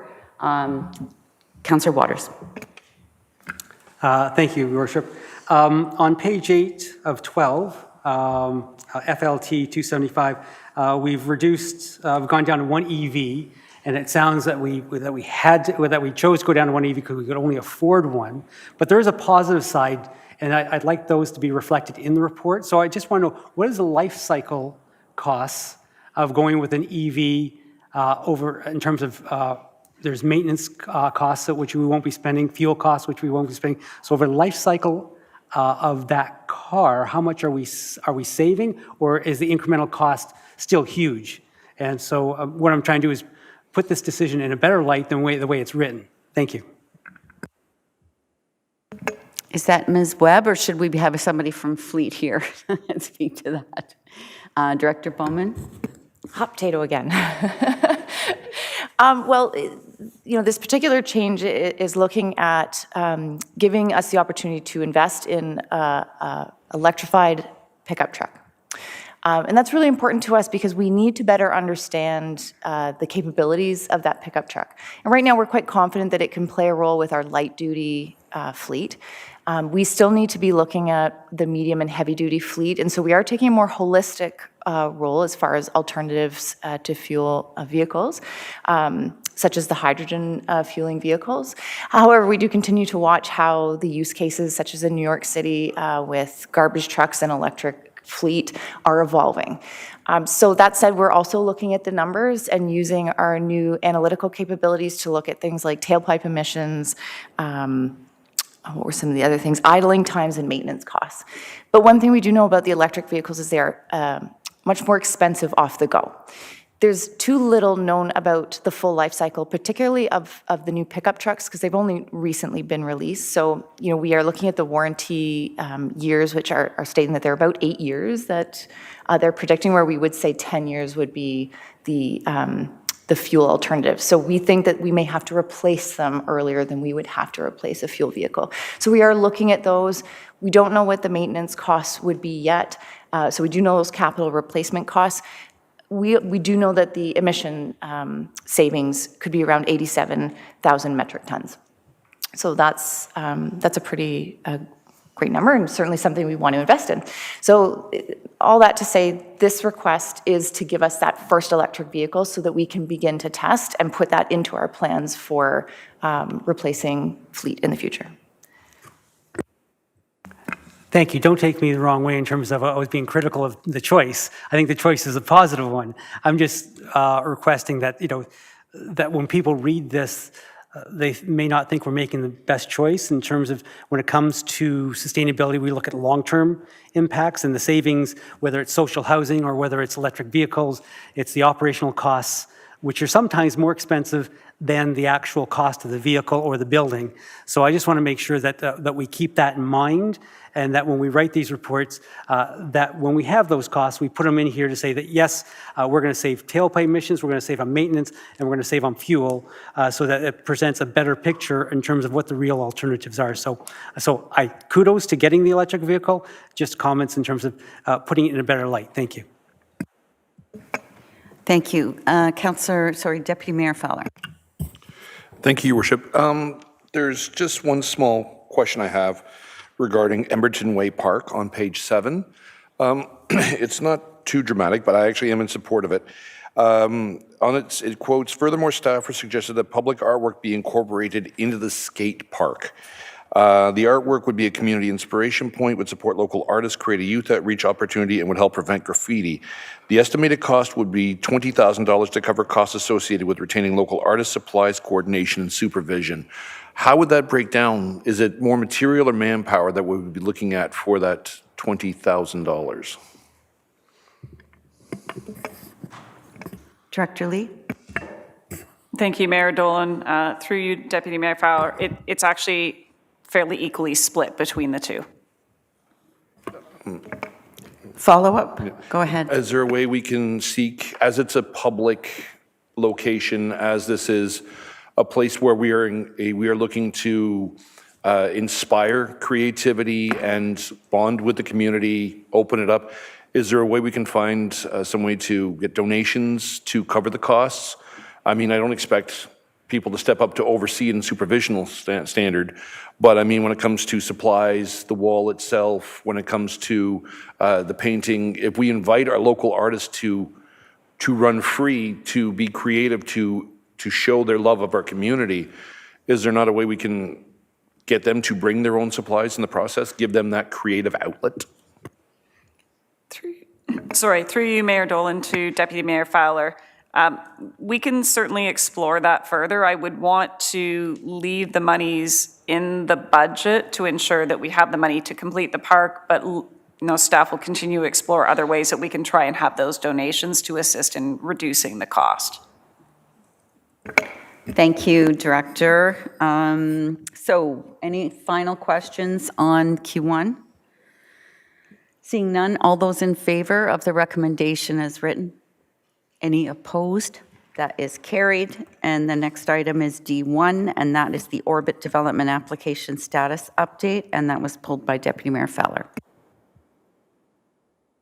Councillor Drudge is graciously being my seconder again. Thank you. Going through the report, there are two items that stood out to me. And on the bottom of page 1, it starts off, a timeline for the station to be operational is to be determined as it is subject to the station delivery partner schedule and market conditions. So basically put, what my understanding of it is until they choose to move forward and the market conditions are correct, that they can delay the GO station.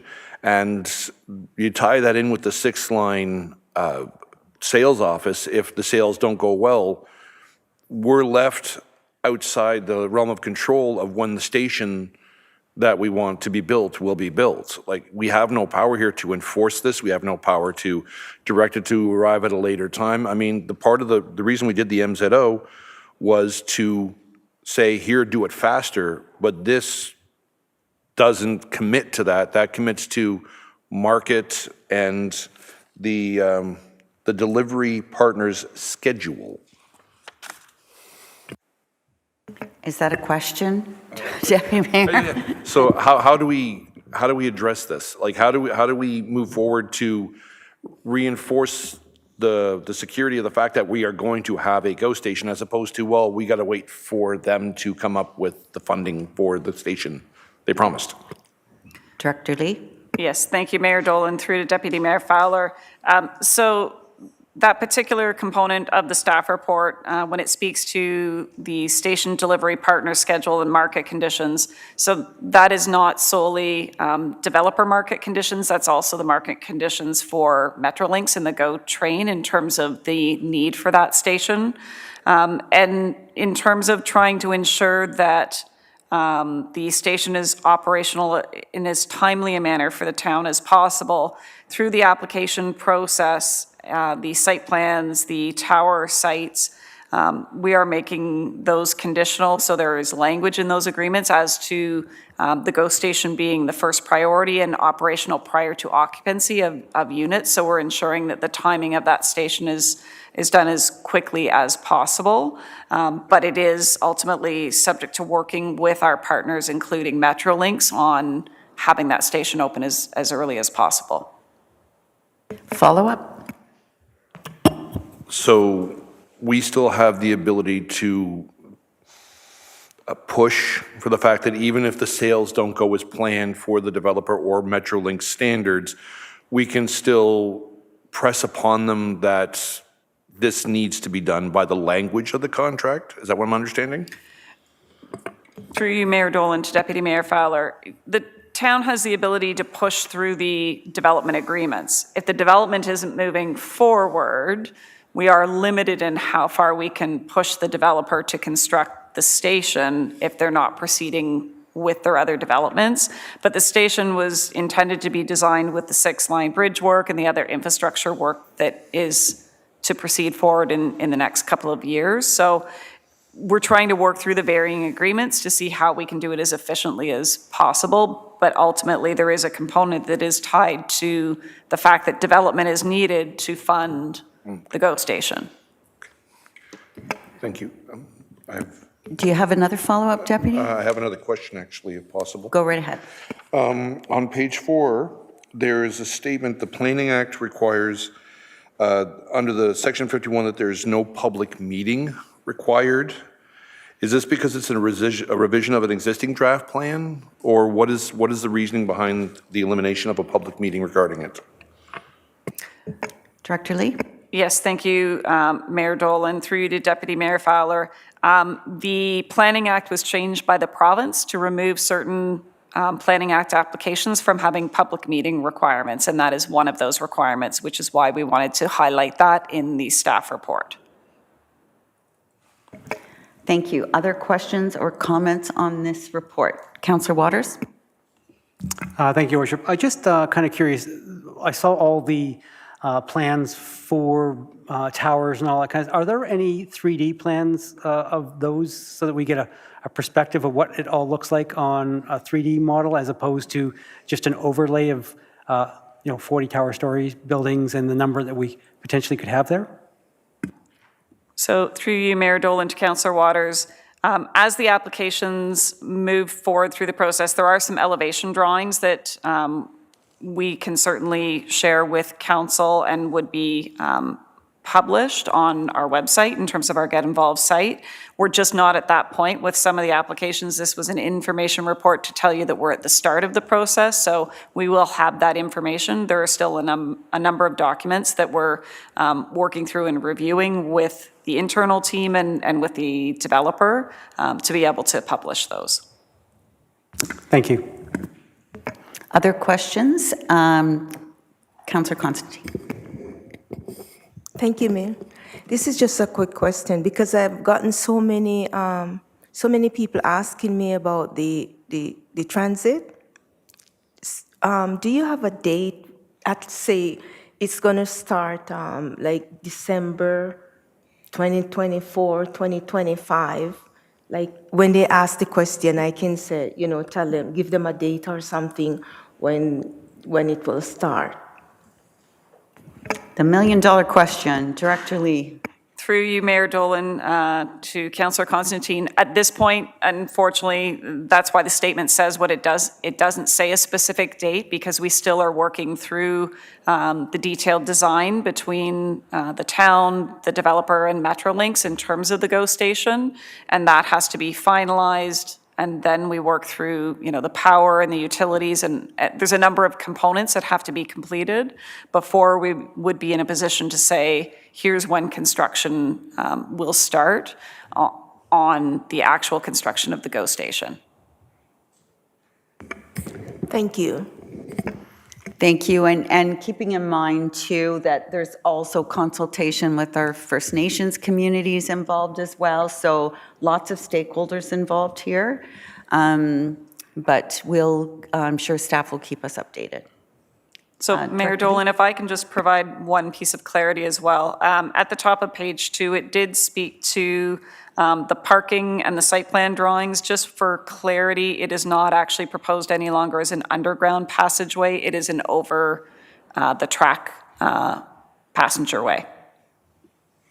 Thank you for that. Anything else? Seeing none, all those in favor?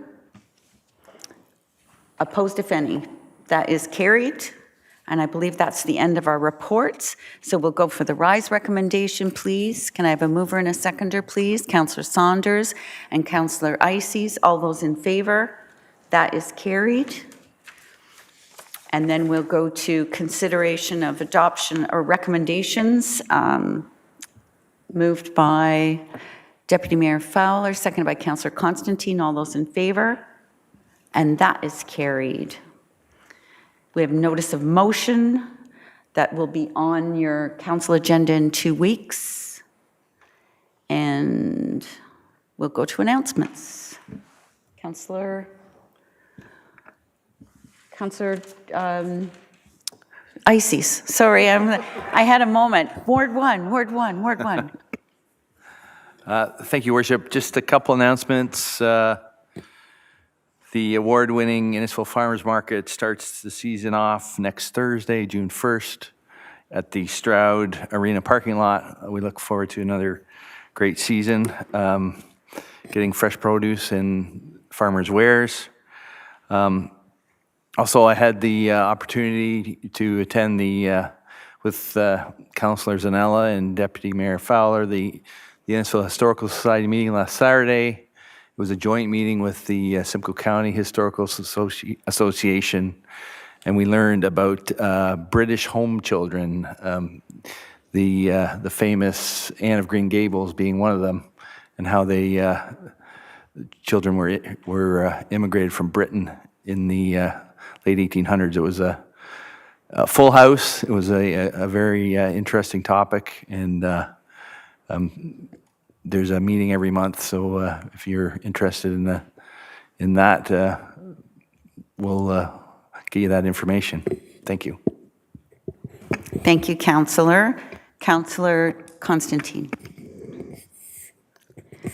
Just a reminder that May 30th, I think it's the first neighborhood night, so it's just a reminder to come out and support it.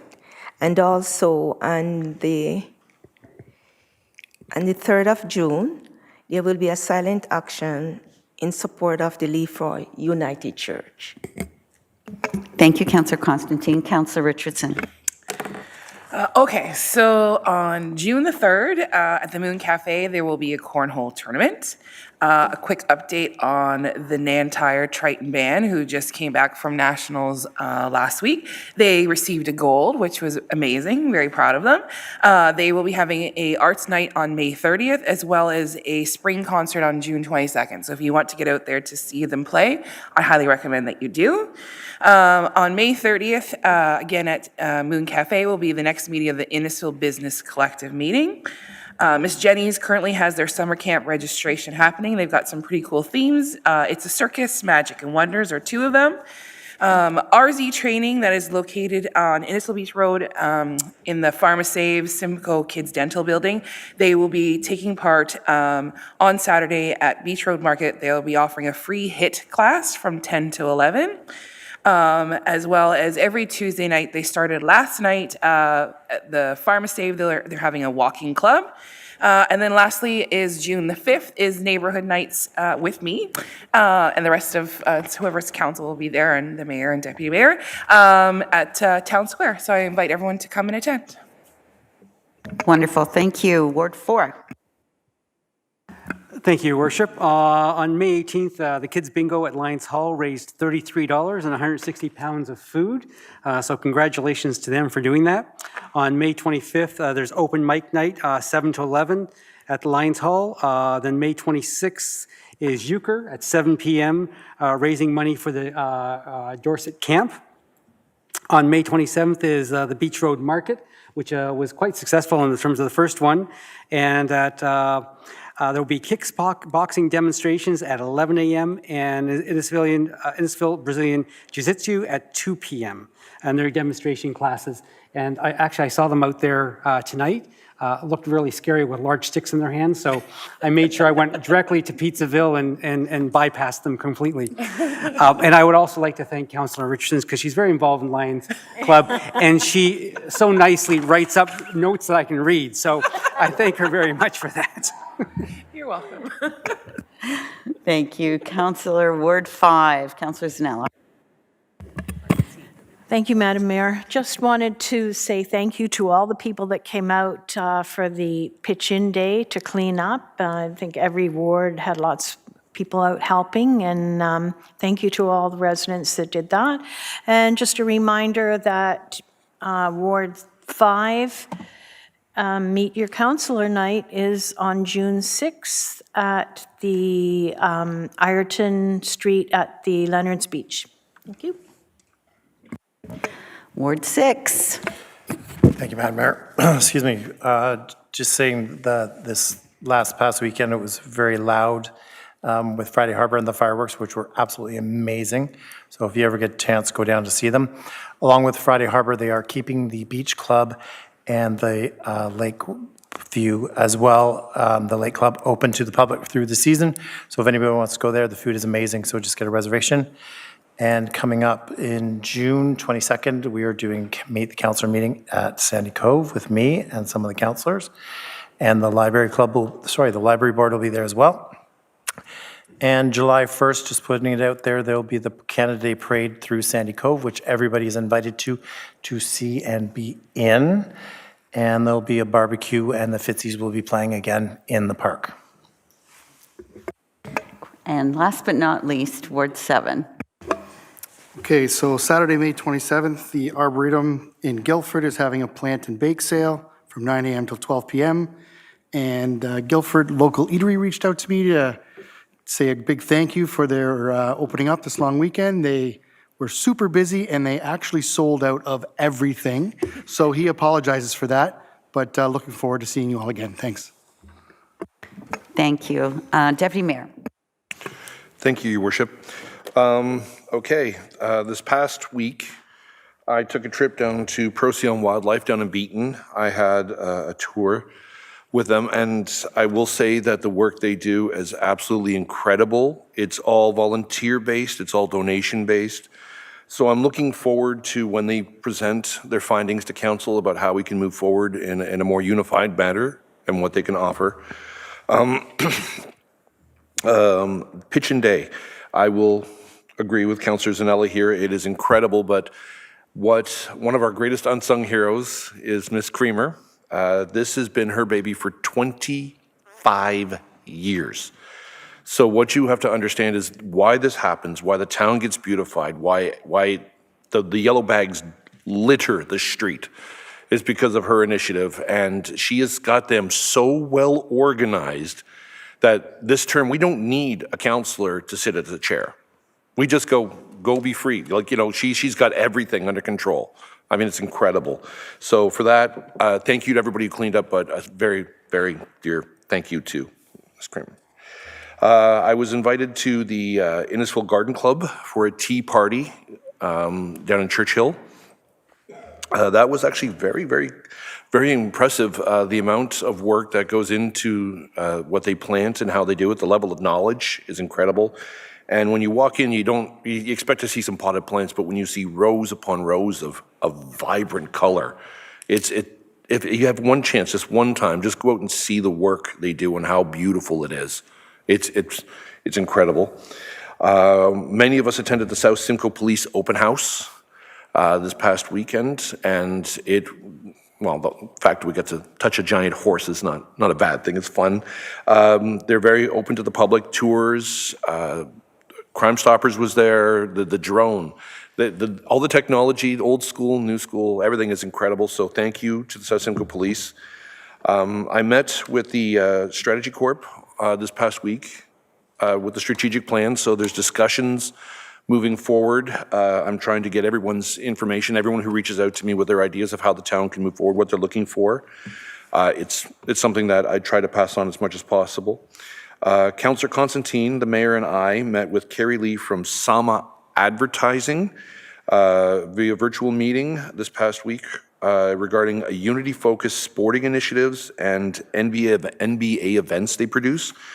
They're trying to branch out from the core of the GTA and bring that energy up here to help promote community, and I think that was incredible. The Moon Cafe is looking for sponsors for the community gardens that they have built.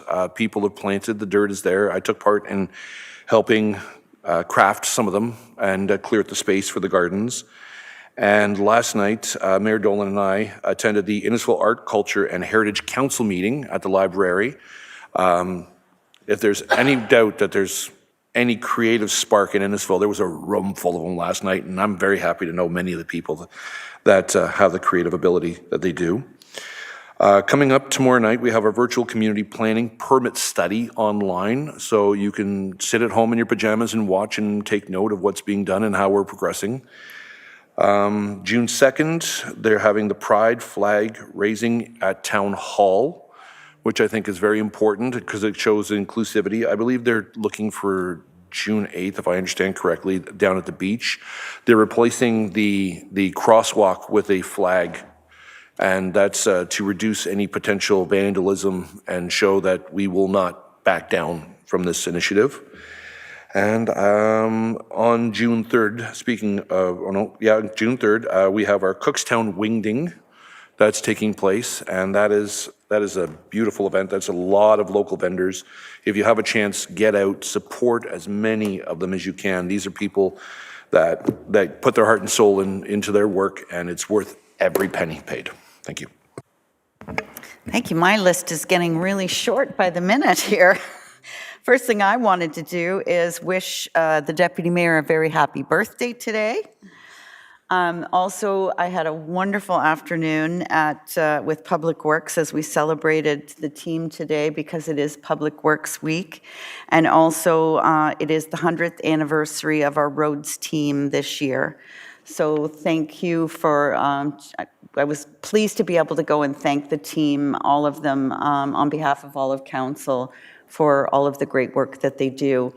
And it was really good of CAO Gershow to agree to be in the dunk tank so that all of the the crew got to dunk him a few times, and it was many, many times, including the director. She also was sitting in the dunk tank.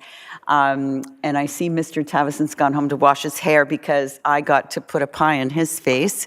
So that was a lot of fun too. But anyway, it was great fun, and I appreciated being able to be there to thank them in person. Just a couple of things coming up in the future. The Mattamy and Park Bridge, looking forward to an official opening on June the 5th. And then I'll save the other items for later because they're after the next council meeting. Oh, except the Place for Pause is having on Sunday, they're having a fundraiser and sale. And on June the 3rd, the Sandy Cove Art Club is going to be at the library showing and selling their things. So that's it for me. So we'll thank you and ask everybody to please provide in writing their announcements to Ms. Creamer so she doesn't have to decipher them all from the tape recording. So that's it for announcements. And so now we'll have the confirming bylaw, and that will be moved by Councillor Constantine and seconded by Councillor Saunders. All those in favor? That is carried. And our next adjournment would be moved by Councillor Drodge and seconded by Councillor Richardson, that we adjourn at 7:39 p.m. 7:39, 9:40, whatever. It's been one of those days. And just to remind everybody that on June the 7th, which is our next meeting, we'll start early because we'll have the annual general meeting for In-Services, Empower, and Enterprises all that evening. So with that said, all in favor of adjournment? That is carried. Thanks for everybody who stuck with us, and have a great rest of the night.